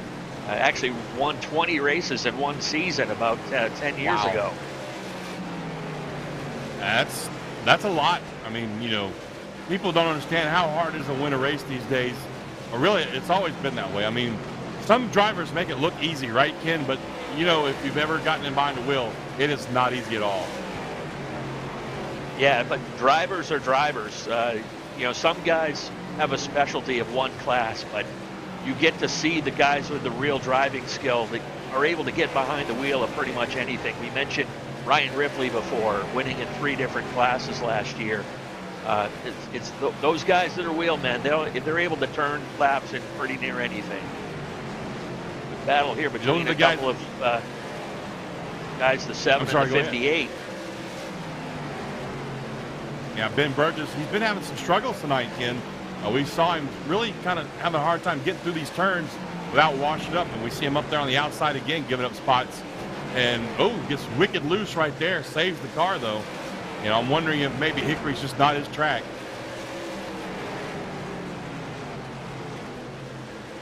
Well, one thing I've learned by watching young Mr. Burgess racing the last couple of years is he'll take what is there for him. You know, sometimes if you lose your rhythm and you got guys really pressuring you, sometimes it's okay in a long race like this just to say, okay, I'm going to get up out of the way, let these guys go by, then give myself a chance to settle back down and get back on the wheel. And here he comes back at the 11 car. You know, I'm ready to race again. Here we go. And great news about this sim racing is you don't ever cut a tire down. In real life, that would have been an issue with these two guys. I think they'd have been worried about, you know, cutting tires down with all that contact, but they don't have to worry about that here in sim racing. In the meantime, we've got a battle for second heating up between Nathan Barth in that 37 and Devin Landry in the 82, and we have a caution on track. Yeah, that looked like it was heating up pretty good between those guys in second and third. Oh, he goodness. Continues to. Oh, wow. The 29 car was crab walking down the backstretch there. So let's keep an eye on him. See, he's loose. Gets a little tap from the 80. Hard impact right there. And then to finish him off, Chris Forte, the 23. Now watch this. This is what I was talking about earlier. You can damage these cars, the steering of these cars, pretty easily. See the overhead shot right here. So he's going to get a little bit of a nudge, it looks like. Yeah, things getting a little busy up in front of him. And, yeah, right there, he just kind of had the tail end of the car step out on him a little bit, trying to hold on to it. And the 80 car, nowhere to go. A little bit of contact is all it takes. And 23, nowhere to go. Now look at how sideways that car is moving. So I'm sorry to say it, but that's going to do it for him tonight. The damage on that car was significant. We saw him crab walking there, Ken. That's usually a sign of broken suspension somewhere inside the car, broken steering. So, man, what a race we've got so far, man. Mooney still has his lead. He's had it all race long. We went about, looks like 22, 23 laps there under green that time. Good little rhythm got set. So we see if we can do it again. We've got 25 cars swinging by on the outside. He's a lucky dog recipient. He's taking his wave around. Lights are on the pace car, Kim. Maybe we'll get another groove going here. Yeah, and here's a chance for Landry to take the restart in that third spot. I don't know, are we going single file again? If not, Landry will be right behind the leader. We are going single file. Pace car ducks off, single file restart. Mooney down the inside, green flag is out, back to racing. Look at that big bump you got right there coming out of 4, kind of down on the inside, down by the wall there. Those cars really get upset by that on the restart. Burgoyne working the outside now on the 58, trying to take that spot away. If anybody can make the outside work, it's going to be Matthew Burgoyne. And he does it. Makes the pass right there on the 58 car of Greenleaf to move Burgoyne now up into 6th place, right there behind Rickard, Graffam, Landry, Barth, and Mooney. And he's on his way. And remember that battle we were talking about, Ken, between the 82 and the 37? Well, you can go ahead and add Mooney into that because they've caught Mooney. So we might have a 3-way battle for lead right here. We're cooking. Yeah, Mooney hasn't been able to run away like he did the last couple of restarts. And no doubt Barth and Landry starting to lick their chops a little bit, maybe force Mooney into making a mistake. Yeah, that's, you talked about that earlier. Get him watching his mirror and watching you instead of where he's going. And then take advantage of that once he makes that mistake. Mooney's one good thing for these tonight. lead cars is they haven't had to deal with any lap traffic yet. That's true. That's very, very true. 150 laps to go. We crossed the line right there. That's lap 50. Coming to lap 51 right now. And the longest run we've had so far, folks, was about 22 laps. But right now, we're looking at a pretty good single file race right now. Looks like Landry looks to me like he's just kind of searching for maybe somewhere on track that'll give him a little bit more grip and enable him to get up to the bumper of that 37 car, make something happen. Yeah, that's a smart thing right there. He's trying to set him up for something perhaps a little bit later in this run where he can find that spot to either, shorten up that corner a little bit. As you see, he's taking a wide entry, and that's going to set him up for possibly a good exit off the corner and maybe make a run under that 37. That's what he's been trying to do, it looks like. That's what he was doing before that last caution came out, was right on board with him down there, folks. You're on board with Devin Landry back there in third place. Kind of seeing what he's seeing, Ken, trying to figure out where Nathan Barth is weakest at. In the meantime, it looks, oh, we got another caution on track.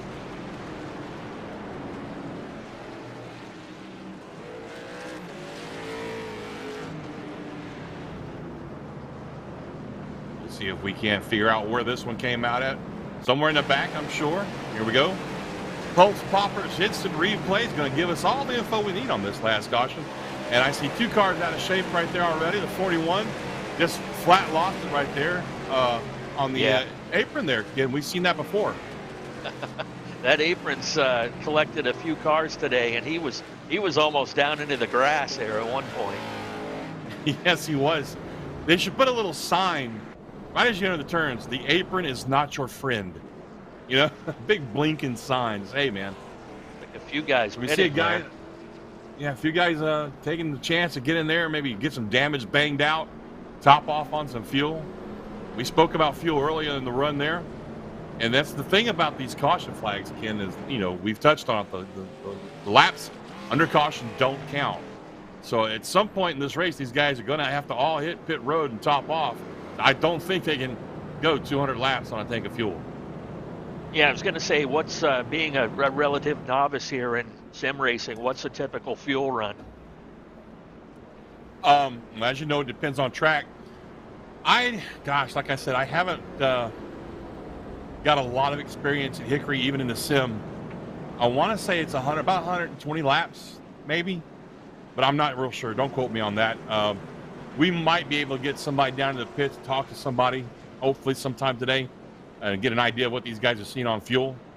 But I do know, for 100% surety, I'm pretty sure that they can't go the full length of the race on one tank. That's just, it seems like a lot to me. I think we're going to do, it looks like we're going to try double foul this time. Yeah, and that's 150 green laps is what we're getting on fuel. So, yeah, everybody's going to have to pit eventually. The guys that just came in won't have to pit again unless, of course, we get a lot more cautions. In the meantime, 2x2, that puts Landry in third right on the back of Kyle Mooney, and we know that is not something Kyle Mooney wanted to see. Here we go. Pace car ducks off. Great restart on the outside there.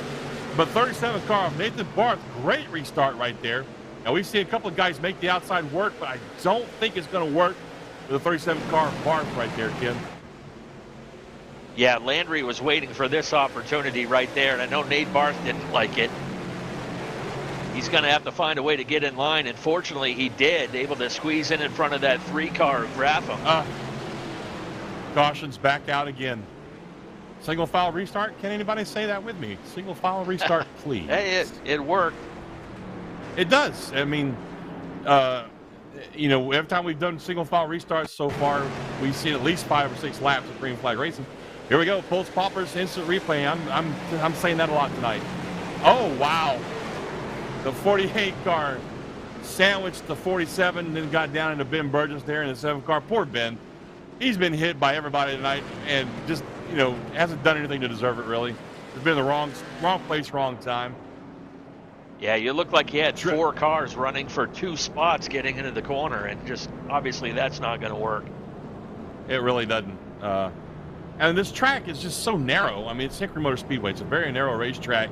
So when you find yourself in a predicament where you've got a guy on the inside and a guy on the outside of you, you just know that things are not going to go your way,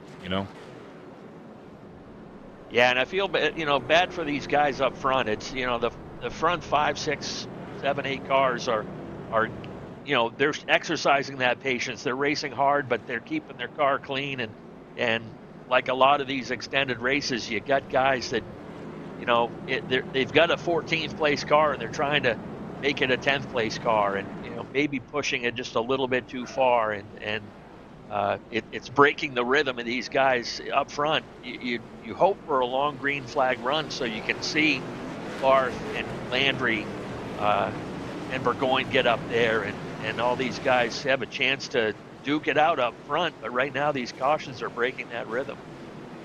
Yeah, absolutely. And we're going to stack them up 2 by 2 again now. We got Landry on the outside of Mooney in that 90. These two are not unfamiliar to each other. They've raced each other hard all season long, but clean, I will say that. So on this restart, let's see what we get here. Green flag is out. We're off. Landry gets a great jump on the outside line. He's going to pinch Mooney down as low as he can, and he's going to try and make that pass on the outside. He's doing a great job. But look at that slide through the turn, though. Yeah. That's going to burn that right rear up in a hurry if he keeps that he up. Overdrove Still it just stuck a on the little bit. outside. Just a little bit, yeah. But he is not one giving up guy's on been that able to make outside that line. apron work a little bit. It's that 37 of Barth. A lot of guys get those left side tires down in the apron, and they pay the price. Barth has been able to make the car stick down there pretty well. Yeah, but I also bet you he's not getting on the throttle as hard as he can either when he's down there. That's a key to it.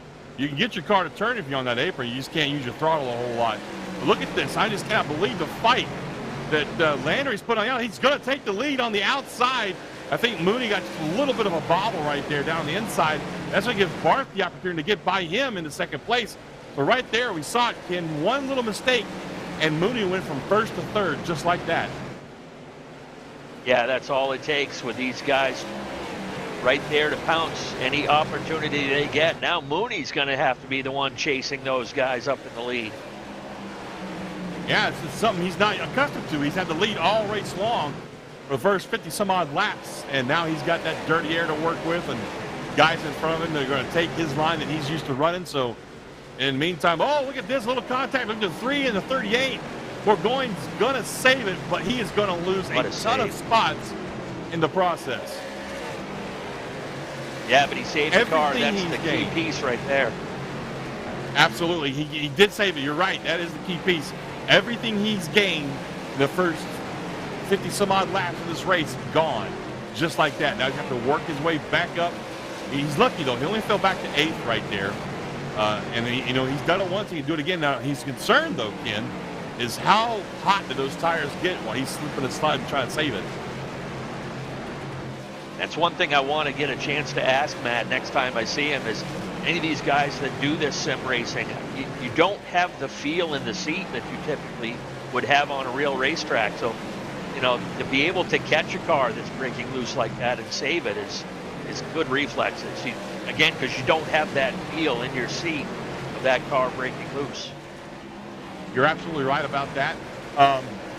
We make up for it, though. I know exactly what you're referring to, that feel of you can always feel when that car breaks traction in the back end.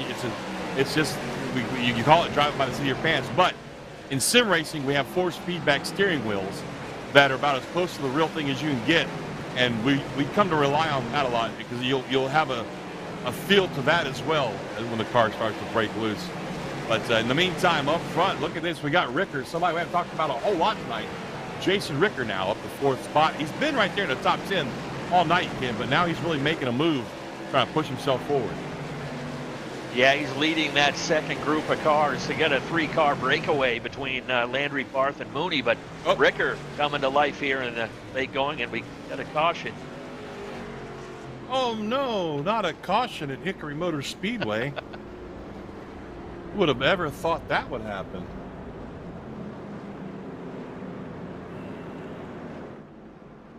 Just going to wall him down one more time.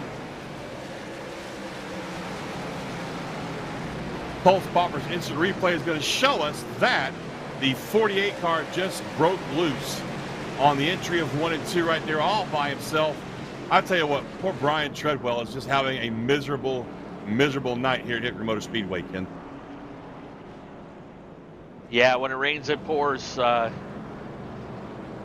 No doubt he's suffered some damage over the first half of this race and earlier on today. There's father and son leaving pit road, the Burgess family. And a good battle between them, bragging rights in the household. But, yeah, tough day for Brian Treadwell. He's still smiling, though. So, I know him. Oh, yeah. Just anytime you get to be behind the wheel, right? You know, I was just thinking about something, though. How often do you think Chris has yelled over to his son or texted him whatever while they're racing, if you beat me, I'm going to ground you? Yeah, that'd be good. Watch me, Dad. You're grounded, kid. Give me that spot, I'm going to ground you. So we are going 2 by 2 again for the restart here. With going to go back to green with about 130 laps left to go.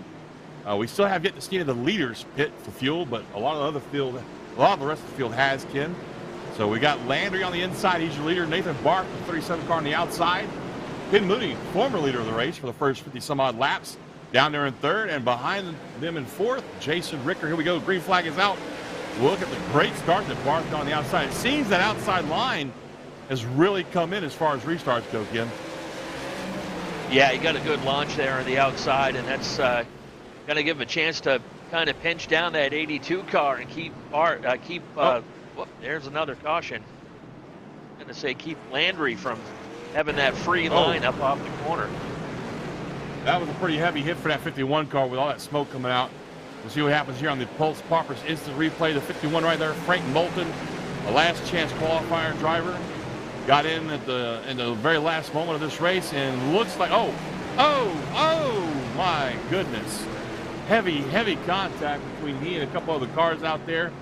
Sent him into the wall, and judging from the amount of smoke and damage on that car, I think his night's probably going to be done. Yeah, tough break for him. Victim of somebody else's altercation up in front of him. Frank, really nice guy. One of the kind of lower funded late model teams at Wiscasset Speedway, but true gentleman. As I said, won a couple races last year, finished third in the Coastal 200 last May, and one of the more likable guys in the late model division at Wiscasset. So at Wiscasset Speedway, so you're looking at our lineup right now here for these guys at Maine Sim Racing Series. How many of these guys would you say race at Wiscasset on a weekly, monthly basis? I'd say about a third of the field here in various divisions. You've got a couple of 2 or 3 guys that run the actual late model class at Wiscasset. You've got some guys with some racing experience that work on race crews at Wiscasset. And then all the way down, as I said, to young Ben Burgess, who runs in our 4-cylinder pro division, those little Allison Legacy cars.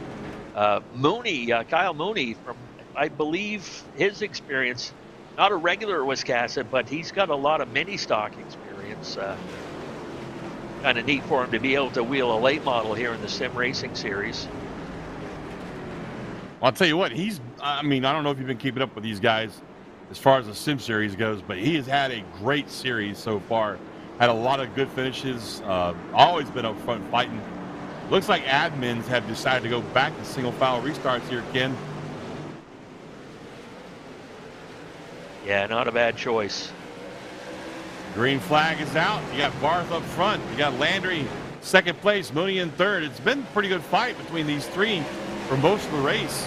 However, Mooney did have that lead for the first quarter of the race. But now, Barth's got his time up front. Ken, thoughts on that? We haven't seen him up front very much.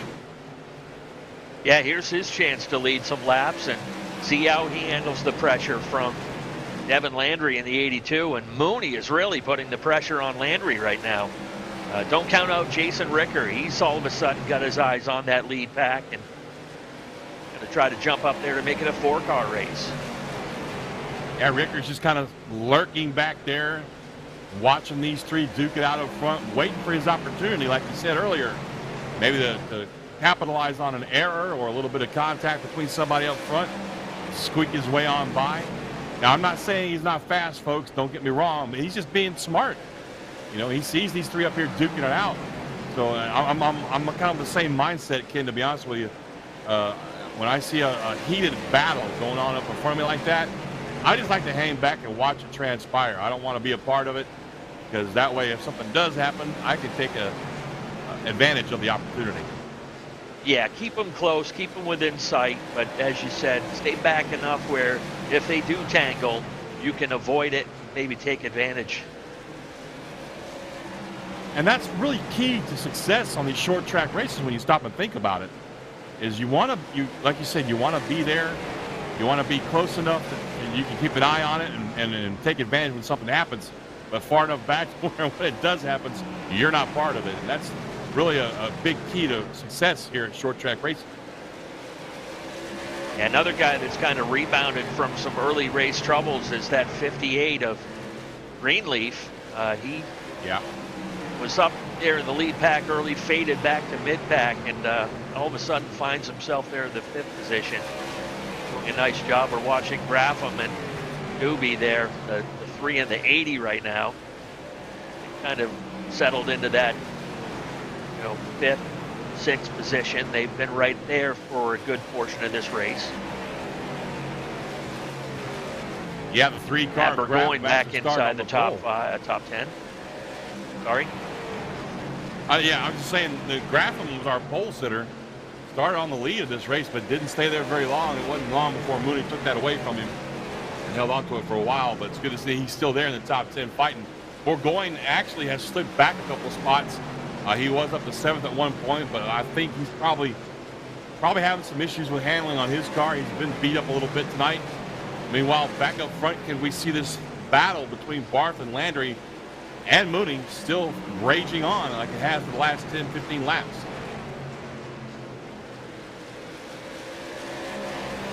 And Nate Barth liking that lead spot. And as we've mentioned a couple times, hooking those left front tires right there on the apron, making sure he's got the bottom side of the racetrack. Actually, looks like he got the whole car on the apron that time. Yeah, he did. Meantime, we got a great battle back here between the 11 car of Ed Connolly. You got Matt Burgoyne in that picture. You got the 41 car of Ercolani. We talked about him a few times now. He's been in some mix-ups, been in some dust-ups. Still running pretty good right there, down there in 10th place. Got a great little three-way battle going for the 8th, 9th, and 10th spots there, Ken. Yeah, Ed Connolly's been in the middle of a lot of the action in this race. And right there, taking a lot of pressure from Matt Burgoyne. Mario's right there behind him in the 41, waiting to take advantage in case they tank. I tell you what, these guys are putting on a great show, getting that rhythm in now. We've been green for a little while. Look at the pass as Burgoyne, but gosh, he gets way out of shape right there, wicked loose off of 2, saves the car and completes the pass. And it looks like Ercolani is going to try and sneak by with him. Yeah, again, taking advantage when the opportunity's there. Oh my goodness, look at this fight up front.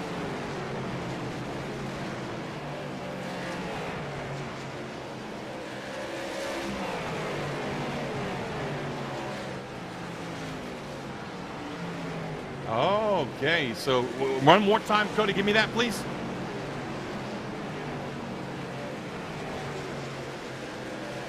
Wow. Wow. A little beer money on the table there. I want to join this league, man. So, folks, we just been informed from the producer who was informed by race admin. So the reason we see these guys battling so much for the top spot is you get 25 cents for every lap led, and it's $20 to win tonight. So there's a little bit of money. Now, I know a lot of you are out there saying, well, that's not a lot of money. But look, man, it adds up. You can use that money in iRacing to buy licensing for products like other cars, other tracks, or you can transfer it over to your PayPal or your bank account and use it to go buy beer, whatever you want. But still, money's money. Am I right, Ken? Absolutely. No driver will turn away money. And Nate Barth, I tell you what, this kid he's basically putting down a statement. You are not going to beat me on the inside. I am going to keep this car glued right to the bottom. He is stuck to that plan this entire race. Look at that. Yeah, got to do what's working. I really wish that we had an overlay that showed his throttle input. That would show his throttle. I didn't mean to walk on you. I apologize for that. But, I don't, like I said, I don't remember what you said, but I don't know if you ever actually done a sim race here at iRacing, but when you're in the car, you can actually see your throttle input. I wish we had a way to see that as announcers, because I'm willing to bet that when he sticks that thing down on the inside and is right there, oh, look how loose he got. He didn't get quite as low as he has been normally, but I'm willing to bet that his throttle input would tell a really good story right there. Yeah, how Landry's easy he's getting starting off to and on that turn throttle. up the pressure right there again. Big time. Landry's trying to force him to overdrive the corner now. And he is too. Wow. That's about the third consecutive lap where he's just hung the back end out so far. Yeah, My you watch goodness, look at Landry a this. couple of times. He's on about center straightaway. He's trying to cut into that corner a little quicker than Barth likes to, and Nate's had to kind of drop down to protect that and almost overdrive the corner. Yeah, it's making him abandon his line. It's worked for him, is what it's doing. He's mirror driving now, like you said earlier. Well, folks, as we cross the line this time by, it's going to be 100 laps to go. That's the halfway spot right here. And we're mean and green. And we got a great battle. Oh, as Landry gets a little bit loose on exit of 2 right there. Actually, the loose started about midway through 1 and 2. And he did a great job to save that car right there, Ken. Yeah, absolutely. 3-car race right now, but the way these guys are driving, the way they're kind of forcing the issue and putting the pressure on each other, don't count out those guys like Ricker and Greenleaf and Graffam back there a little bit, because, you know, a couple of these guys tangle, all of a sudden they'll shake the whole thing up. And as you mentioned, you still got to factor in the pit strategy. These guys are still going to have to stop at some point. I imagine that if we do see another caution here soon, we'll see a lot of, oh, wow, Mooney, way out of shape come off before right there. But as I was going to say, we'll probably see these guys all dart in for the next caution, maybe one after that, just to top off the fuel, which would also kind of help stabilize these cars a little bit, I might add. And, that'll be their one pit stop that we know they got to do for the night. Yeah, I would be willing to bet that the next caution flag, you'll see these guys go ahead and jump in, because now you're getting into these longer green flag runs. You don't want to leave yourself out there where you end up having to pit under green, because then your race is gone. So absolutely, you expect that it'll be whenever that next caution flag comes out. Well, folks, we started the Wiscasset Speedway 200 with 22 cars on track. Right now we've got 15 left, and all 15 of those guys are on the lead lap currently. We haven't run into lap traffic yet here, Ken, but that's coming soon. As you can see from that shot right there, our leaders are fast approaching the tail end of the field. Yeah, just a half a straightaway away, and that may play a big part in this, the way these guys up front are racing. Not only going to have to worry about what's behind it, now you're going to have to strategize on how to pick your way through these cars in front of you, because those guys are all racing hard for position as well. And once again, you see our onboard cam. That's Devin Landry's point of view as he's looking forward to the back of Nathan Barr's car and seeing that traffic coming up. So you got to think now, Ken, he's thinking, well, I'm going to use a pick somewhere. I'm going to use one of these guys to make my pass on the lead right here. Yeah, he's already thinking about that. As soon as he had those cars in sight from about a straightaway, he's already trying to formulate a plan. How am I going to get through this traffic and keep this 82 car behind me? I'll tell you what, this is going to be exciting, folks. Now, Ken, while we have just a moment, I want you to talk to some of our viewers who may tune in from the Maine area. Tell them how they can, maybe find your track, get to it, and watch some of the great racing you got going on. Yeah, they can find us at WiscassetSpeedway.com. All the information is on there.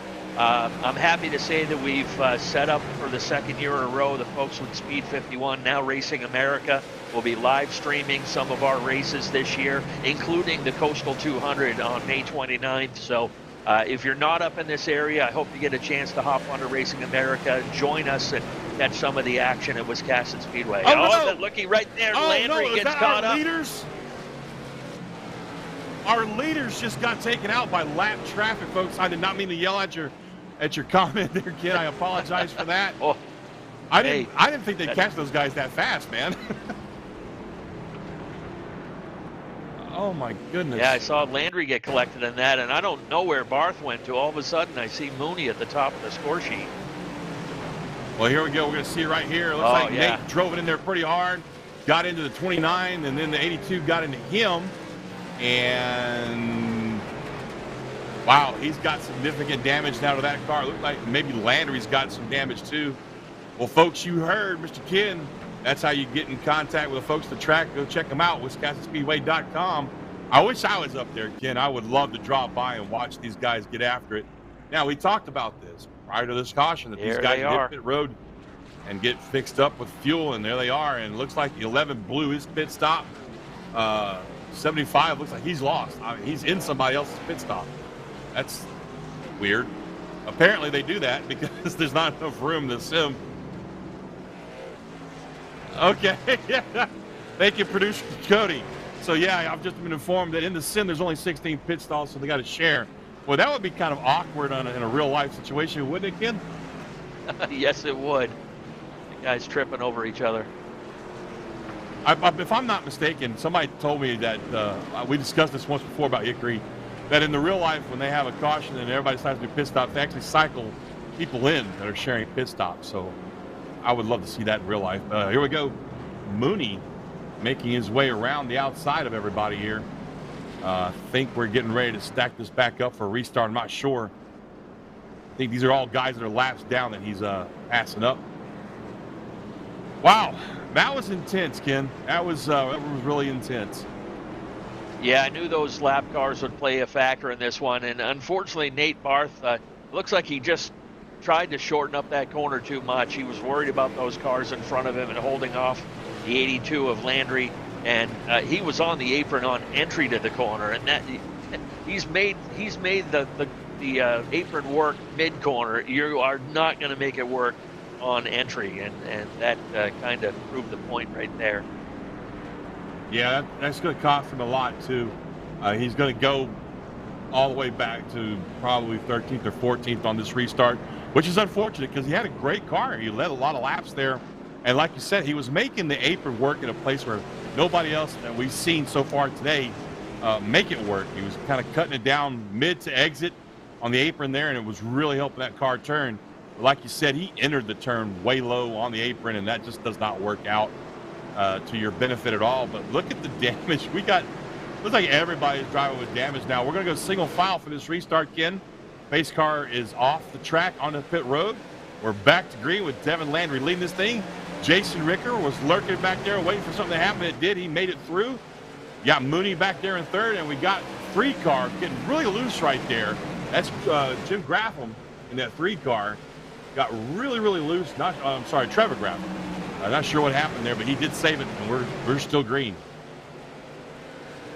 Yeah, we had talked earlier about Jason Ricker in that 9 car being kind of in the catbird seat, watching that 3 car battle up front and being back just enough to kind of stay out of trouble, but take advantage, and that's exactly what he did. Absolutely, but now he's got all kinds of fight coming from the 90 car of Mooney, and I think he's just going to let him go on by if he's smart, because we still got 84 laps to go in this race. He's going to give up one more spot to Burgoyne. Well, hello, Matthew. Good to see you there.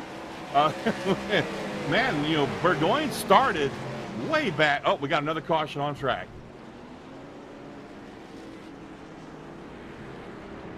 Yeah, Matt stayed back there, kept his nose clean, and worked his way back up into contention. Cautions breed cautions, Ken. Yes. Here we go with the Colts Poppers instant replay. We're going to see what happened here. Looks like this is going to start back in the mid-pack.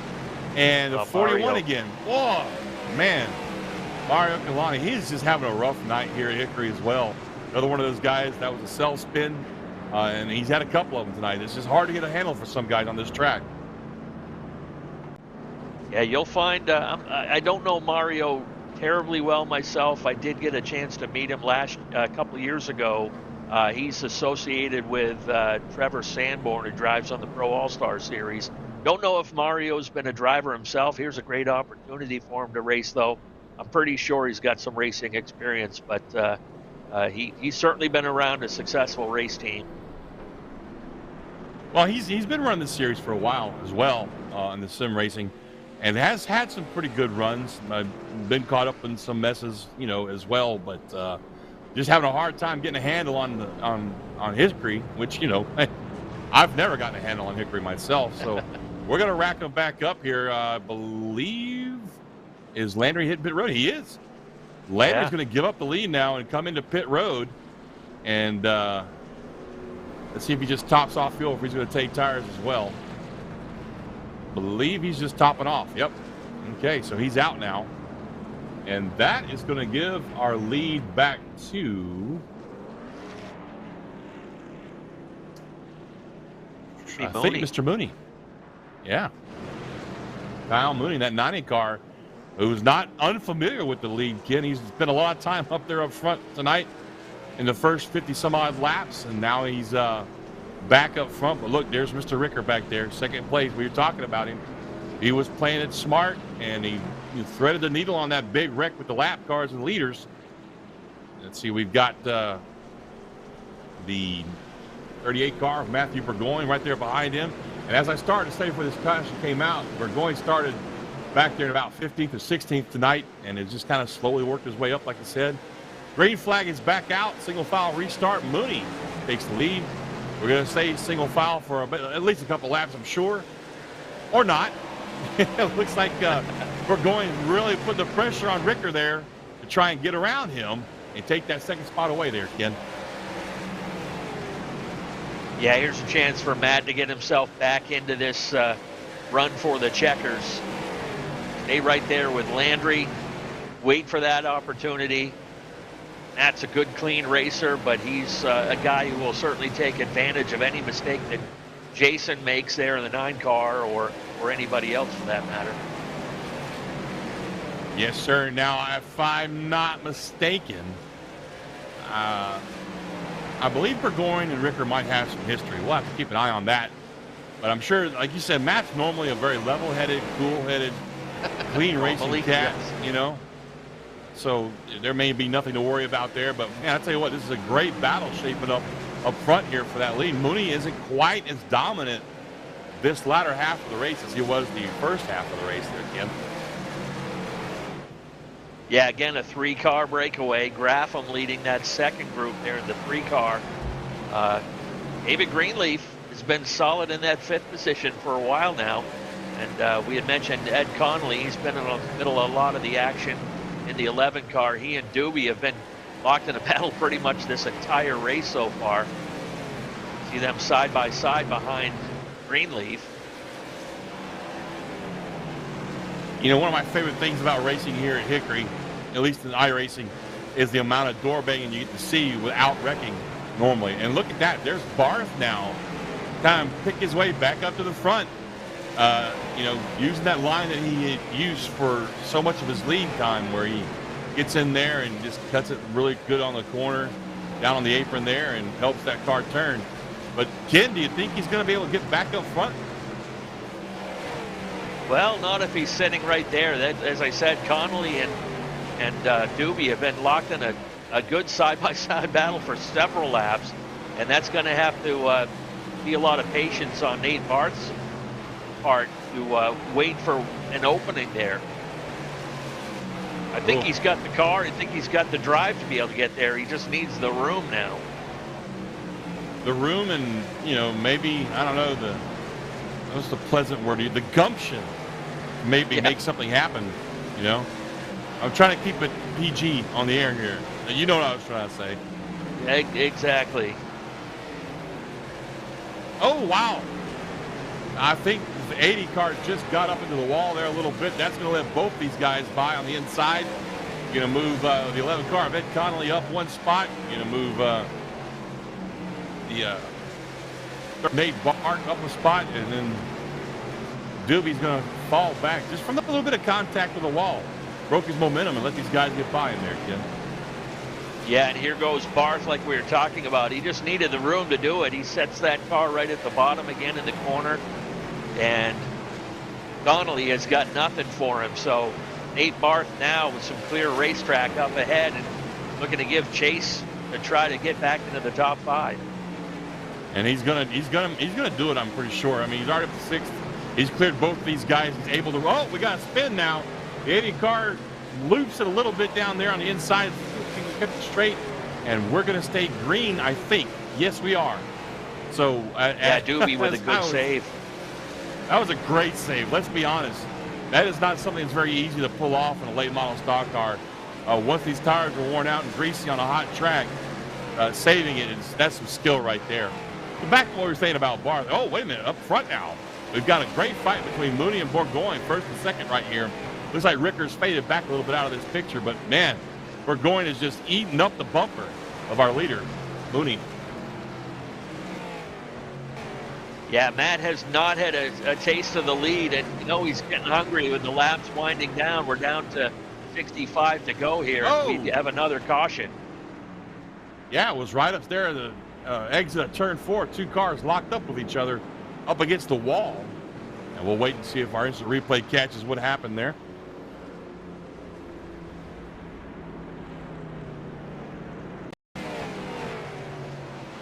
Pulse poppers, instant replay. I haven't said that in a while. Going down into 4 here. Uh-oh. And it looks like the 75 had a little contact with the 31 car of not Treadwell, of the other Connolly, the 75 car Connolly, yeah. being driven by Stephen Allen. And of course, the 41 just had nowhere to go. Ercolani, I'm guessing he's going to want to hit the bar when this is over with. One of the tough luck drivers of the race for sure. He's gotten caught up in a lot of other people's stuff. I'm guessing that he would really like to see this race end as quickly as possible now. Well, we're down to 65 to go here, kid. I think we're going to do another single file restart. We've still got 15 cars on track, believe it or not. Man, I tell you what, this turned out to be kind of fun.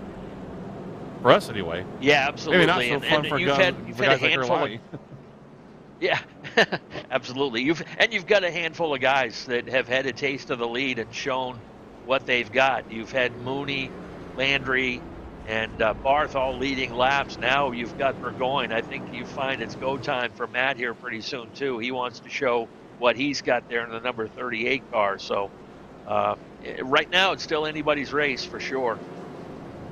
Now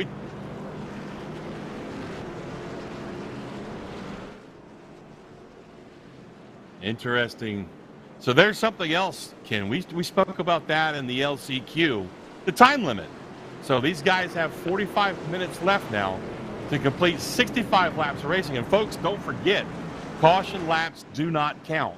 So every time there's a caution, that's just really going to eat into that clock, Ken. Eats away at it for sure.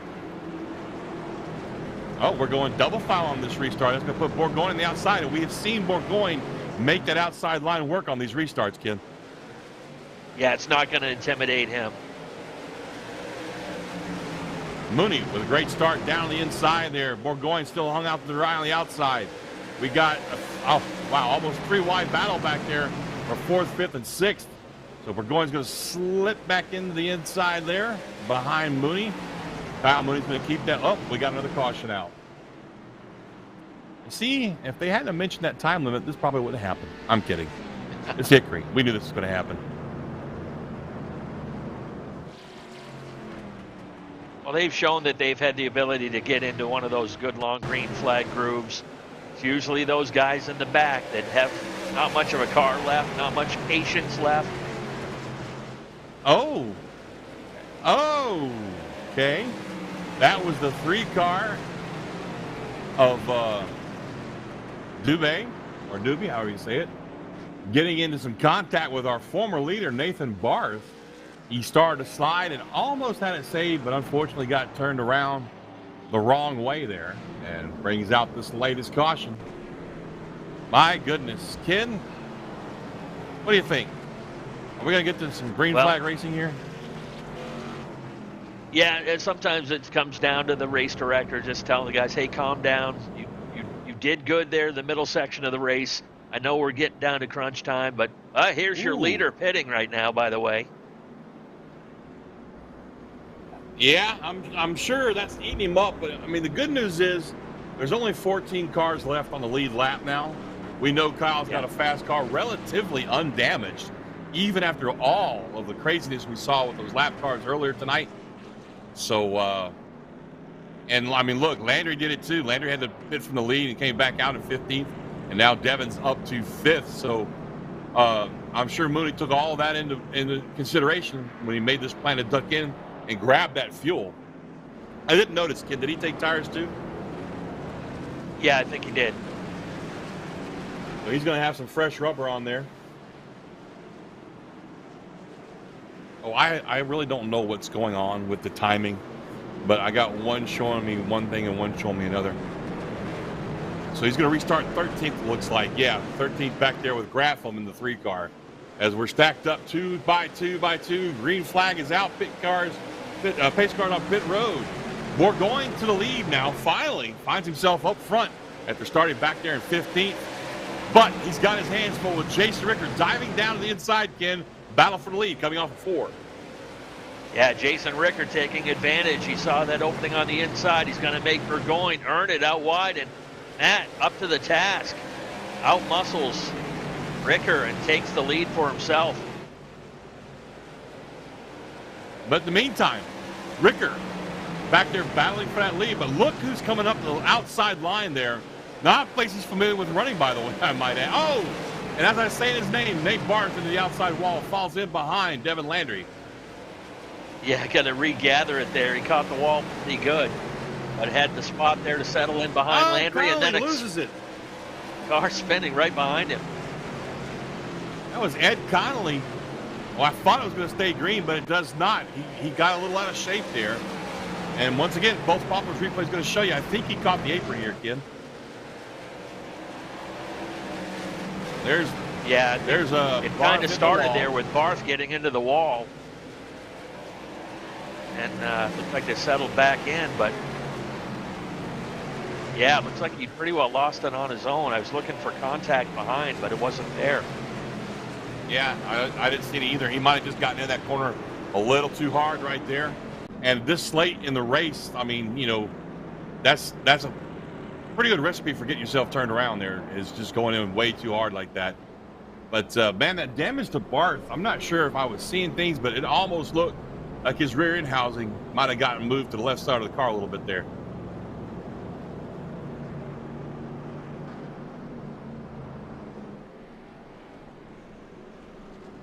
So Matthew Burgoyne up front, collecting his quarter a lap. There's Barth right there. We got Treadwell still in this fight, believe it or not. Still on the lead lap, right outside the top 10, I believe. Or lining up in 6th. I'm sorry, he is in the top 10. Yeah, kudos for him. I mean, at one point it looked like he might even be out of the race. He had been involved in a couple early cautions, and just settle down, get yourself in your own groove. Don't pay attention to what's going on around you. Just get yourself into a good rhythm and stay out of trouble, and look what happens. Attrition gets you all those positions you were searching for. Absolutely. I'm just really impressed by that. I mean, he hit the pit road probably every single caution after his incident that got him all that damage.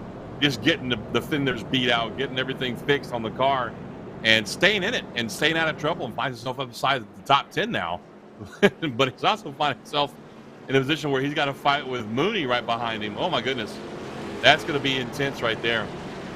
Yeah, Mooney, you know, Kyle's not going to want to wait around. Oh, no, not at all. Not with 60 laps to go and time running down, I might add. So let's not forget that. We're under the clock now. Less than 45 minutes to go. We still have 60 laps to go. And like I said, this is what's killing them, is these caution laps don't count. So here we go, 2 by 2 restart. Green flag is out. Burgoyne still has that lead, but Ricker hard on the outside trying to take it away from him. Oh, we got a car out of shape. It's Nate Barth again. And that's going to cost him, I do believe, his race, because he got heavy contact that time. Ben Burgess a part of it again. Pace car wipes itself out on the big tire. My goodness, look at the donuts all up and down the side of Nate's car, man. Oh, my goodness. So from the outside there, 4th, let's see what happens to him here. I believe, Ken, he just got out of shape going down to the turn right here. Yeah, just out of shape. And yeah, it looks like Burgess might have got into him, but I think Barth, I think he ejected. He pulled the ejection handle on his car there. Wow. So here we go, man. 59 to go. We got 1 lap in that time. Meantime, we've lost 5 minutes of clock time. Come on, guys. Let's finish this under green. Let's go. I don't know about you, Kim, but I really want to see a fight to the finish under green. Yeah, absolutely. It'd be a shame if it came down to a time ending this race instead of letting these guys duke it out to the checkers. Absolutely. And I'll tell you what, if I'm Jason Ricker right now, I'm nervous because I got, you know, Burgoyne leading this race, but I got his teammate right behind me in third. So he's kind of like the meat and the sandwich of these two guys right now. Yeah, and those two guys, Landry and Burgoyne, have had some epic battles earlier this season. And, you know, this is their first chance really to go head-to-head in this race. So hopefully Landry isn't, check that Ricker. Hopefully Ricker isn't a victim of these guys renewing old acquaintances. Yeah. Well, you know, you said this earlier, and, I mean, these guys are all 3 of our guys up front, even though 47 of Chris Burgess. I mean, these guys are all clean racers. We know that. Yeah. They don't usually lose their heads and do anything crazy. So this will be a good fight, I think. But again, if I'm Jason Ricker, I'm not comfortable, you know, being in between Landry and Burgoyne, the teammates that we know race each other hard, but very clean, but still very hard. And we're going to stack this one up 2 by 2 again. And, by the way, I think Mooney hit it again on that last caution. So kind of reset it back there at the tail end of the field again. Yeah, I think he did. You're right. He might have some damage he's trying to get fixed. Here we go. Green flag is out. Pace car is off the field. And look at that restart on the outside by Ricker. Great restart on the outside. He might be able to pull this off if he can just clear the car for going, but he's not able to. Still, though, fight. Oh, a little door banging right there. Wow. Oh, a little contact. He was not clear to come down.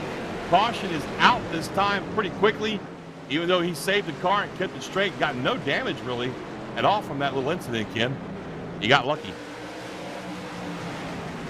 Yeah, first the contact with Burgoyne, and then he's trying to save it. He and Landry get together, and this is we're getting into that part of the race now. A lot of the action was mid-pack. Now you're going to see a lot of the action up front as these guys can start to visualize winning this race. That was a great shot. I don't know if you saw it, but his hands, it looked like he was swatting bees in that race car. He's got those white gloves on, so it's real easy to see his hands through that windshield. Man, that was a great shot. Thank you, Cody, for these shots. Cody Wooten, folks, down in our production van, one of the best producers I've seen in iRacing since my days of really NASCAR racing 2003. The guy's great. Gives us some great shots right here, great overlays. And that, like I said, that was just really fun to watch the hands inside the cockpit there working, you know, swinging back and forth like he was swatting some bees or something. Well, yeah, and what we have left for cars, now, too. You know, even though Jason Ricker has found himself a little further back than he has been most of this race, with, you know, the amount of cars we have left in this thing, don't count him out to possibly jump back here and get a top 3 out of this. Absolutely. And now look, speaking of top 3, Treadwell has got himself up into the top 3. That's amazing for a guy who's had such a lot of ups and downs, mainly downs tonight, Ken. Just talk about persistence. And remember, he originally wasn't even going to be in this race. He missed the last race qualifier. Yeah. Got in because another guy get disqualified. He's making the most of the opportunity. That's exactly. I mean, you talk about capitalizing on an opportunity here.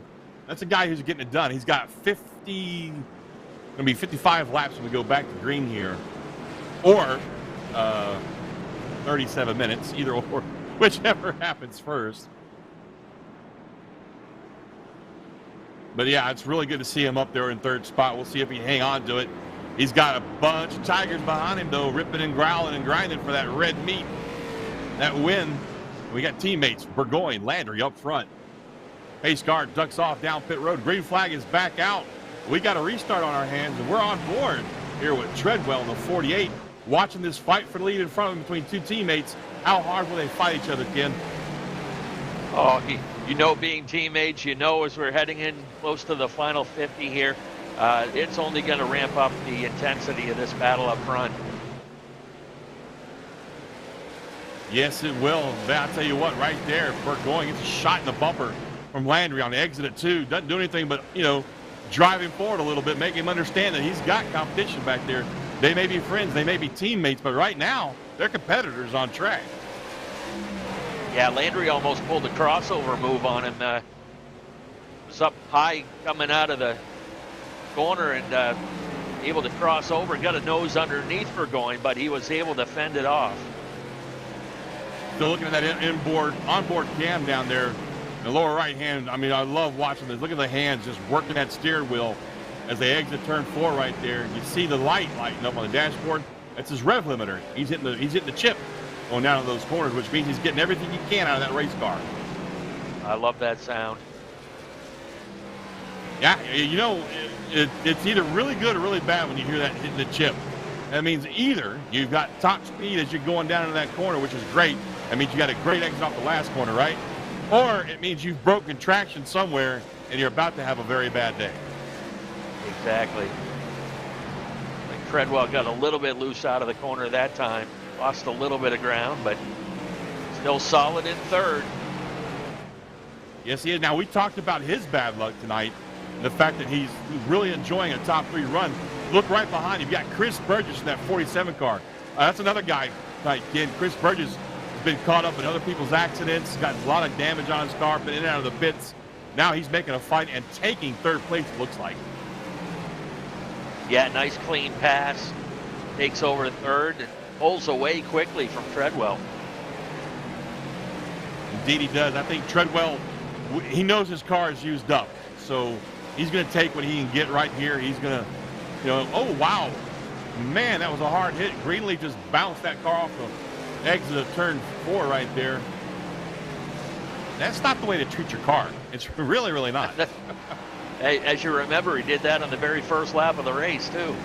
Yes, he did. That's how he got that. As much real estate as he can find. I mean, you do. You want to loop the car out as far as you can go to set the turn up, but still, there's a limit. You know what I'm saying? Yeah. There's a very inanimate object out there that's going to kind of prevent you from going much further. Wow, look at this lead Burgoyne still got. Oh, look who's just in front of them. About to go a lap down. Kyle Mooney in the 90 car. So Kyle must have gotten some damage somewhere, Ken. That's all I can think, because he was leading this race at one point, and now he's about to go a lap down in 11th spot. Yeah, and don't think Matt Burgoyne's not thinking about that either. Hey, if I can put this guy a lap down, that takes another guy out of contention to take this win from me. Absolutely. Now, these two have really kind of broken away from everybody else. They've got almost a 2-second lead over third place of Chris Burgess there, with Treadhill still back there in 4th. Greenleaf, even though he's bouncing that wall off his front fender, back there in 5th. Graffam, wow, the 3 car, Grafham's still in this fight. He's in 6th place, excuse me. Got Ed Connolly to 31 there. Oh, no, that's not Ed Connolly, that's Tyler Connolly. Got 31 there in 7th. You got Ricker still in this fight. He's back there in 8th. Stephen Allen in 75, and Ben Burgess, the youngster you've been talking about tonight, he's here, rounds out your top 10.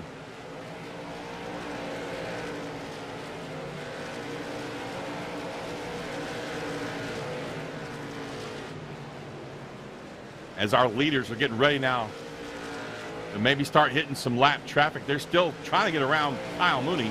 Meantime, back here we got a pretty good little line of cars. All these guys lined up, maybe going to try and make a pass on that 3 car of Graffam, who's got all that damage from the wall. I'm sorry, it's the 58 car of Greenleaf that they're going to try and get by. Treadwell still hanging on at 4th there, Ken. Yeah, he's found himself a good open spot in the track. Greenleaf's the one with his hands full now, trying to protect that 5th position with Graffam right on his heels. It looks like, Treadwell got loose there in the corner. No! He almost had it saved, too. We're going to stay green after that contact. I'm not sure, but he may have ejected. Yeah, what I mean by that, dropped folks, right down. is yeah, you can actually immediately exit the track if you get the car stopped fast enough, get out of the way without bringing the caution out. So he may have done that, which is good. I mean, that means we stay green. It's unfortunate for him, though. I'm being informed that he hit his incident limit on track, which means he won't become out. Caution's back out now. We do have somebody. I didn't see who it was down there on the inside in front of the leaders.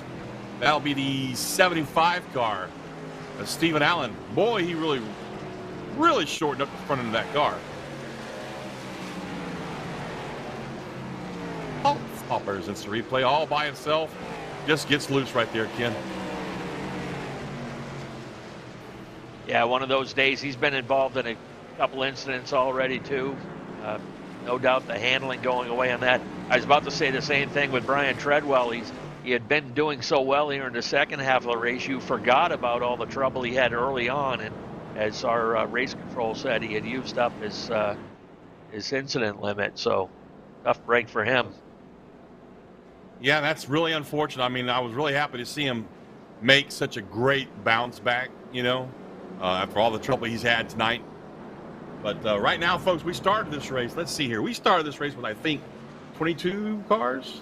Yeah, 22 cars on track. And right now we got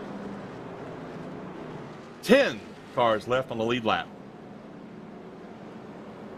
And we are under 35 to go. We're 34 laps to go. We've got about 29 minutes to get this done, Ken. I think we'll get it in. I think we've whittled enough folks out of this race to where these guys will be able to get a good rhythm going and get these green flag laps done. Hopefully. Knock on wood. Yeah, absolutely. And one guy who actually benefited from this caution was Kyle Mooney in that number 80. He was on the verge of going a lap down. A lot of pressure from the leaders, and he caught a big break. He now can see the leaders up ahead of him now instead of in his rearview mirror. Yeah, and hopefully he can maybe get up there in 5. I'm not sure what was going on with this car. I mean, we saw it at the top of the show, the top of the race, for the first half of the race. He was very fast, very dominant, and then, like you just said, was looking at going a lap down there before this caution came out. Well, folks, here we go. We're going to stack them up 2 by 2 for this restart. This base car comes through 1 and 2 down the very short backstretch. This track is so tiny when you stop and look at it. It's like you exit one turn, you enter another one right away. Base car ducks off. These guys are woed down, waiting for that flag. We get the green flag out, and it looked like Burgoyne might have split his tires just a little bit. That's going to give Devin Landry a chance on the outside. Maybe try and squeeze it out the lead right there.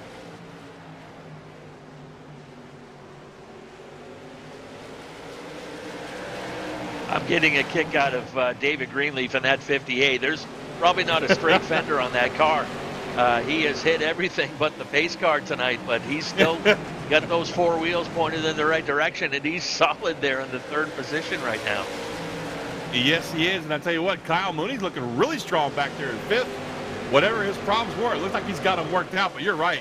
My goodness, Greenleaf's car, it's been worked. It's been worked, you know what I mean? Ricker now down on the inside of Greenleaf trying to take that spot away. In the meantime, we got a great battle up here for the lead. As on the outside, Devin Landry makes it work.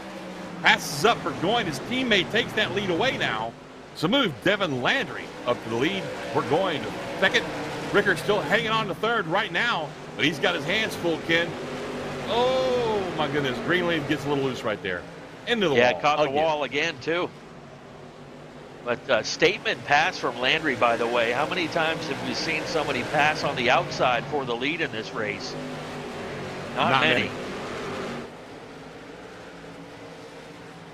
And that's your teammate right there. I mean, Burgoyne's probably thinking to himself, I shouldn't have just let him go. I should have squished him up a little bit or something, But, when it's your teammate, though, you do have, I don't know, maybe a pause there. Oh, look at this on the outside.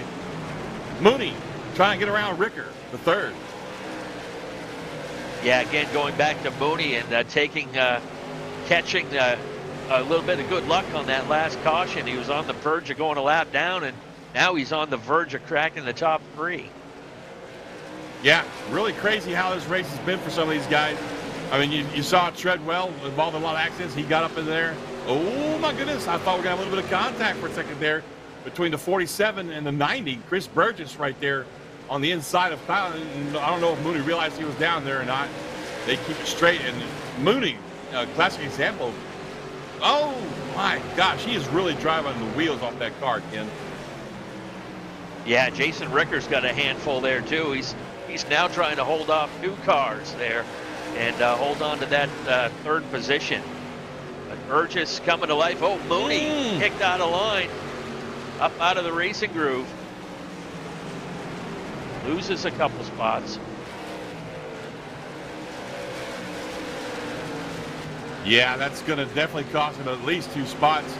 He's got to fight with that beat-up car, Greenleaf, now back there. And boy, he's really pressing the thing all the way out to the wall as far as he can get it. Meantime, our lead is still held by Devin Landry up front. You got Burgoyne second. Jason Ricker still heading on 3rd for right now. Burgess in 4th. Connolly is your top 5. And that's Tyler Connolly in that 31, by the way. Ed Connolly's out of the race, has been for a few laps now. And we're coming down to 20 to go this time by when these guys exit turn 4. I'm sorry, they're on 20 to go. So we're this shaking out to be a 2-car battle for the win here as they've stretched out to 2.8 seconds over now Chris we got a Burgess caution on track. And I think that was our 3rd place car, Ricker. Yes, it was. Jason Ricker. I think there might have been some contact between he and Kyle Mooney. I mean, not sorry, Burgess, Chris Burgess, right here as we exit 4. Watch. Kind of saw it out of the corner of my eye earlier. Just a little tap right there. Oh my goodness. Oh, oh my gosh. And was Mr. Greenleaf. I was about to say Greenleaf with even more damage now. Why not? We've already smashed up the bumpers on this car. Let's just do it again. Wow, like, Ricker's car is crabbing, or is he just really angry? I think that thing was crab walking a little bit. Yeah, he's on pit road now trying to get that car fixed. He can't be real happy, though. If I were him, I wouldn't be very happy either right now. Well, we know bumps don't ever work track, especially like Hickory. Getting hit in the bumper is just never going to result in anything good.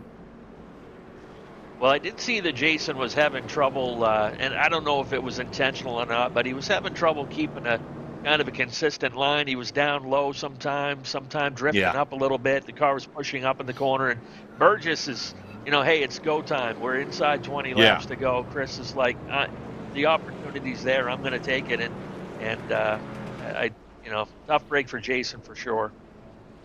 Absolutely, and I am not saying that was intentional. But it happened. I mean, we saw it right there on the video. The replay doesn't lie.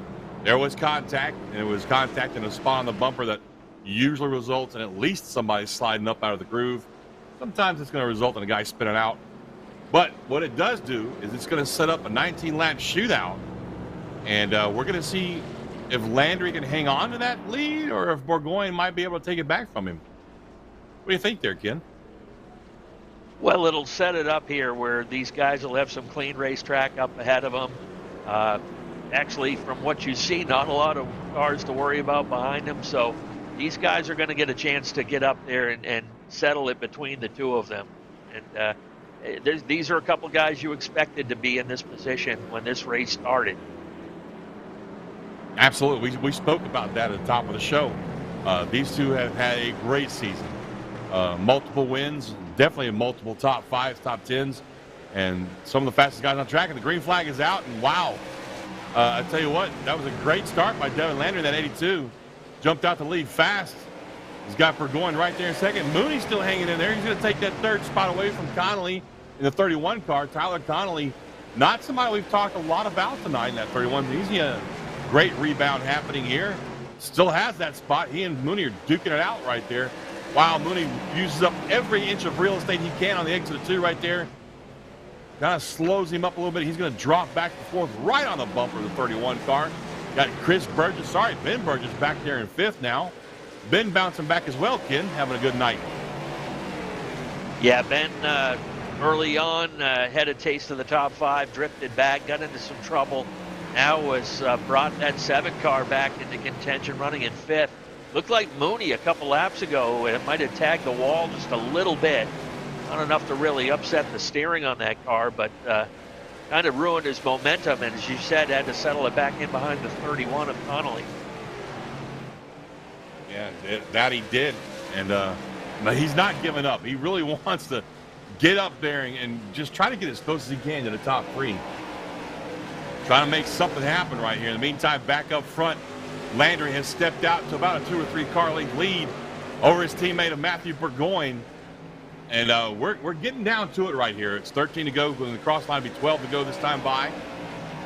These laps tick by real fast, folks. So if you blink, you might miss it.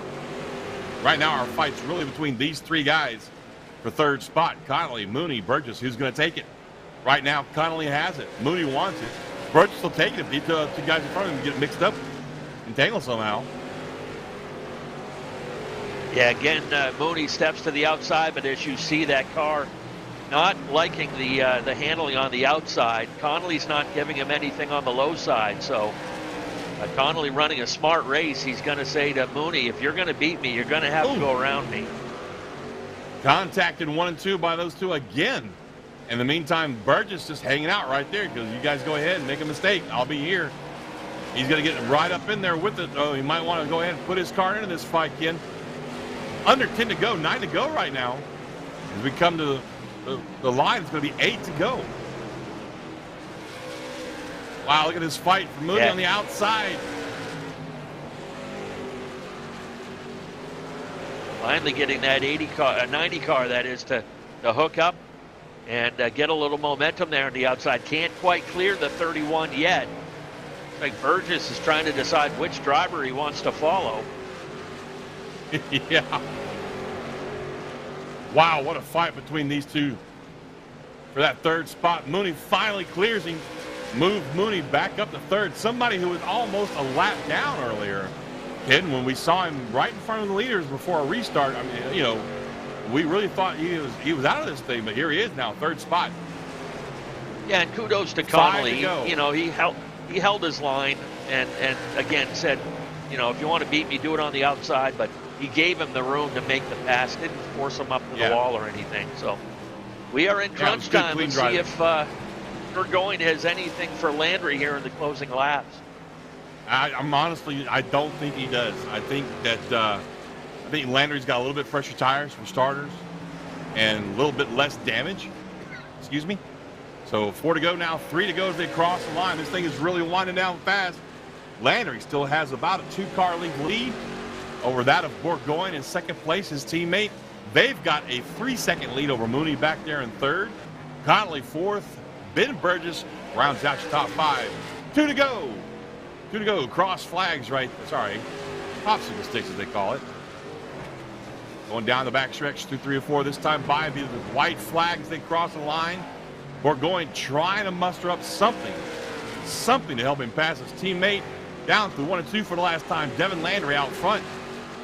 Exit of 2, going down the backstretch into 3 and 4. Through 3 and 4 for the last time. It's going to be Devin Landry taking the checkered flag for the Wiscasset 200 race. I am really dropping the ball here, Ken. Help me. Help me, Ken. Oh, no, you're forgiven. No, that's all right. Wiscasset Speedway 200. Thank you. I would have never gotten there. I'm going to be honest with you. My tongue was not cooperating. Wiscasset Speedway 200. Devin Landry pulls off the win. $20 for that win, plus whatever laps he led, he gets 25 cents for. We're going to talk to our top 3 here after the burn down and whatnot. We'll get some interviews in. Right now, we're going to get you the unofficial results of this race as we see some burnouts going. Devin Landry takes the win tonight. Matthew Burgoyne 2nd place. Kyle Mooney 3rd. Tyler Connolly 4th. Ben Burgess rounds out your top 5. Trevor Graffam, Stephen Allen, Jason Ricker 9th place. David Greenleaf, believe it or not, finished 9th. And Chris Burgess brings it home 10th. Again. Yeah, taking home 11th, Brian Treadwell had a taste of the top three, but ended up settling for 11th, followed by Ed Connolly in the 11. Nate Barth led a few laps, and that number 37 winds up 13th. Mario Ercolani ends up 14th, followed by Josh Doobie in the 80. Jacob Heathcote in the 32 runs 16th. Tyler Jordan in the 29. Landon Tapley in the 25. Frank Moulton, tough day for him. The 51 finishes 19th. Chris Fortier in the 23 finishes in 20th. And Ryan Ripley, good wheelman, had some early troubles. He ended up only running the first 7 laps. He finishes in 21st. And Max Cookson, the past modified champion, tough day for him. Bailed out first lap of the race and finishes 22nd. Well, folks, that's our finishing results right now and official race results of the Wiscasset 200. Wiscasset Speedway 200. I apologize, Ken. My tongue has decided to go to bed, I guess. We're going to take a quick commercial break, folks. When we come back, we'll get some interviews with the top 3. We'll talk a couple more minutes with Ken, tell you about this amazing racetrack that sponsored this race tonight, and we'll wrap it up. So, hey, let's go get something to drink, and we'll see you guys in the interviews.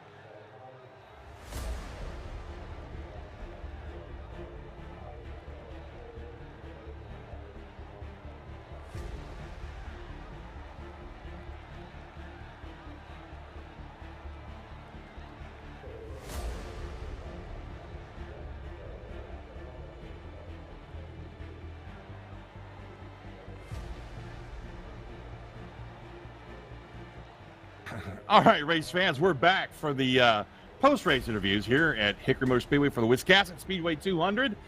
We have finally gotten our hands on the leader and the second place finisher. Unfortunately, third place won't be able to join us tonight.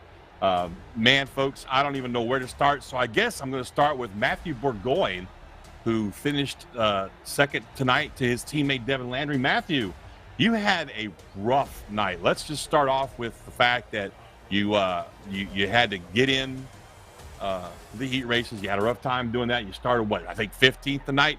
Talk to me about your run tonight, buddy. Yeah, it was rough. I didn't get off work. I think the race fired off at 39 there, and I got to my computer at 7:35, and my internet was crapping out. Had to shut all the TVs off in the house, and it was definitely a lot of fun because my computer screen was glitching a little bit. So trying to come through the field with cars jumping around a little bit was a little scary. Glad I didn't cause any wrecks and was able to keep the car in one piece. Well, I'll tell you, we have watched you and Devin fight just about every race in this series. Not really fight, but I mean challenge each other, I guess is a better way to put that, for the wins. And, you know, it's either you or him usually that we see when it winds down into the race. So congratulations on your second place run. Do you have anybody you want to thank for that tonight? Yeah, I'd like to thank my wife for letting me shut all the TVs off in the house while she was trying to watch them, so I can play a stupid video game. I gotta thank Sean for putting on the races and you guys for broadcasting and all the sponsors that support us and make it so we can get some time on night and have some fun. There you have it, folks. Our second place finisher, Matthew Burgoyne. You know, again, like I said, this guy and his teammate are always in the top 5, usually in the top 2. So I'm getting kind of bored talking to him. But anyway, I'm kidding. Congratulations, Matthew. Oh, come on.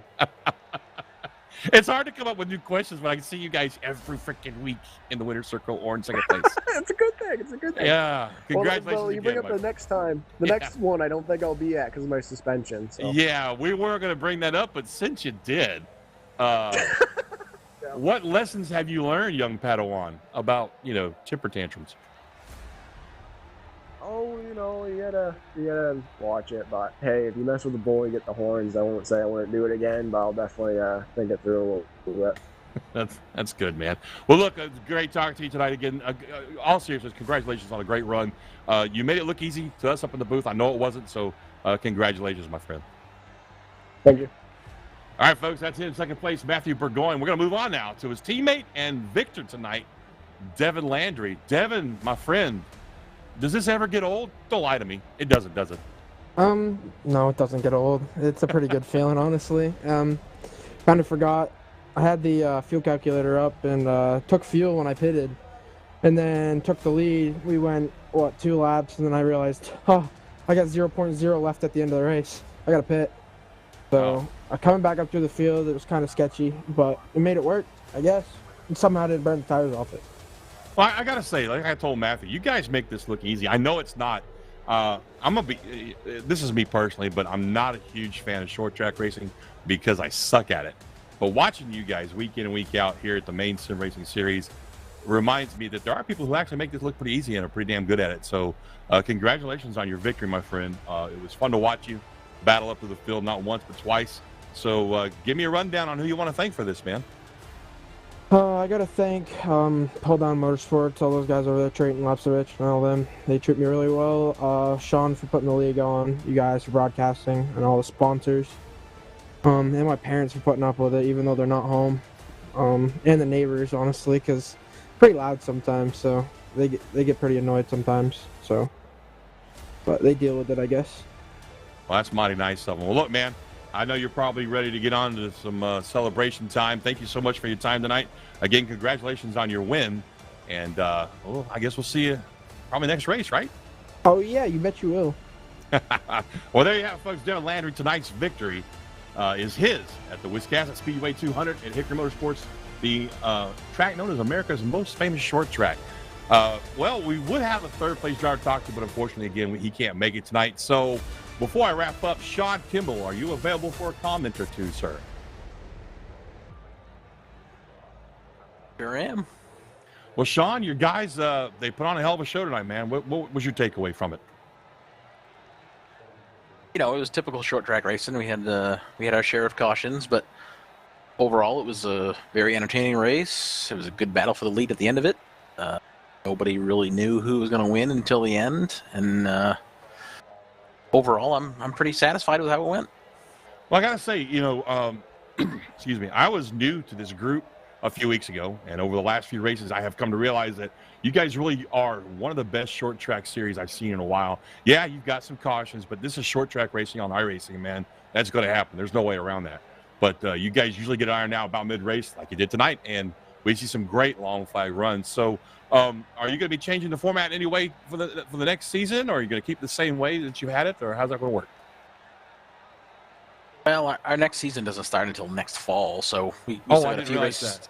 We still got a few races to get through this season, and we'll review things and think it over for the next season. But I'm sure there'll be some minimal changes. But overall, I'm pretty happy with how the racing has gone. It started off a little bit rough. The last few races have been a lot better.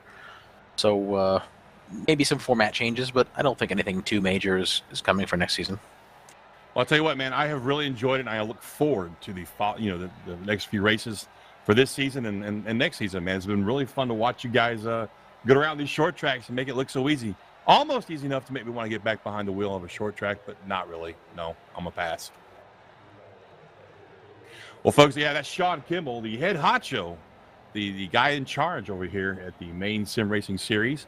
We're going to go ahead and wrap things up tonight here at Hickory Motor Speedway for the Wiscasset Speedway 200. This was a great race tonight. I want to thank Ken Minot, my partner up in the booth tonight, who's also, in case you missed it, the real-life announcer over there at Wiscasset Motor Speedway. If you guys want some information on how you can go up there and check out the racing, go to wiscassetspeedway.com. That's WISCASSET speedway.com. Check them out. Short track racing at its finest, man. I've heard some good things about that place. They've got some YouTube videos if you want to go check that out. And if I'm not mistaken, he did say that Speed 51 or MAF TV, one of those two, will be live streaming some of the races this season. So go check that out. For myself, Ken Minot, Cody Wooten down in the booth, bring us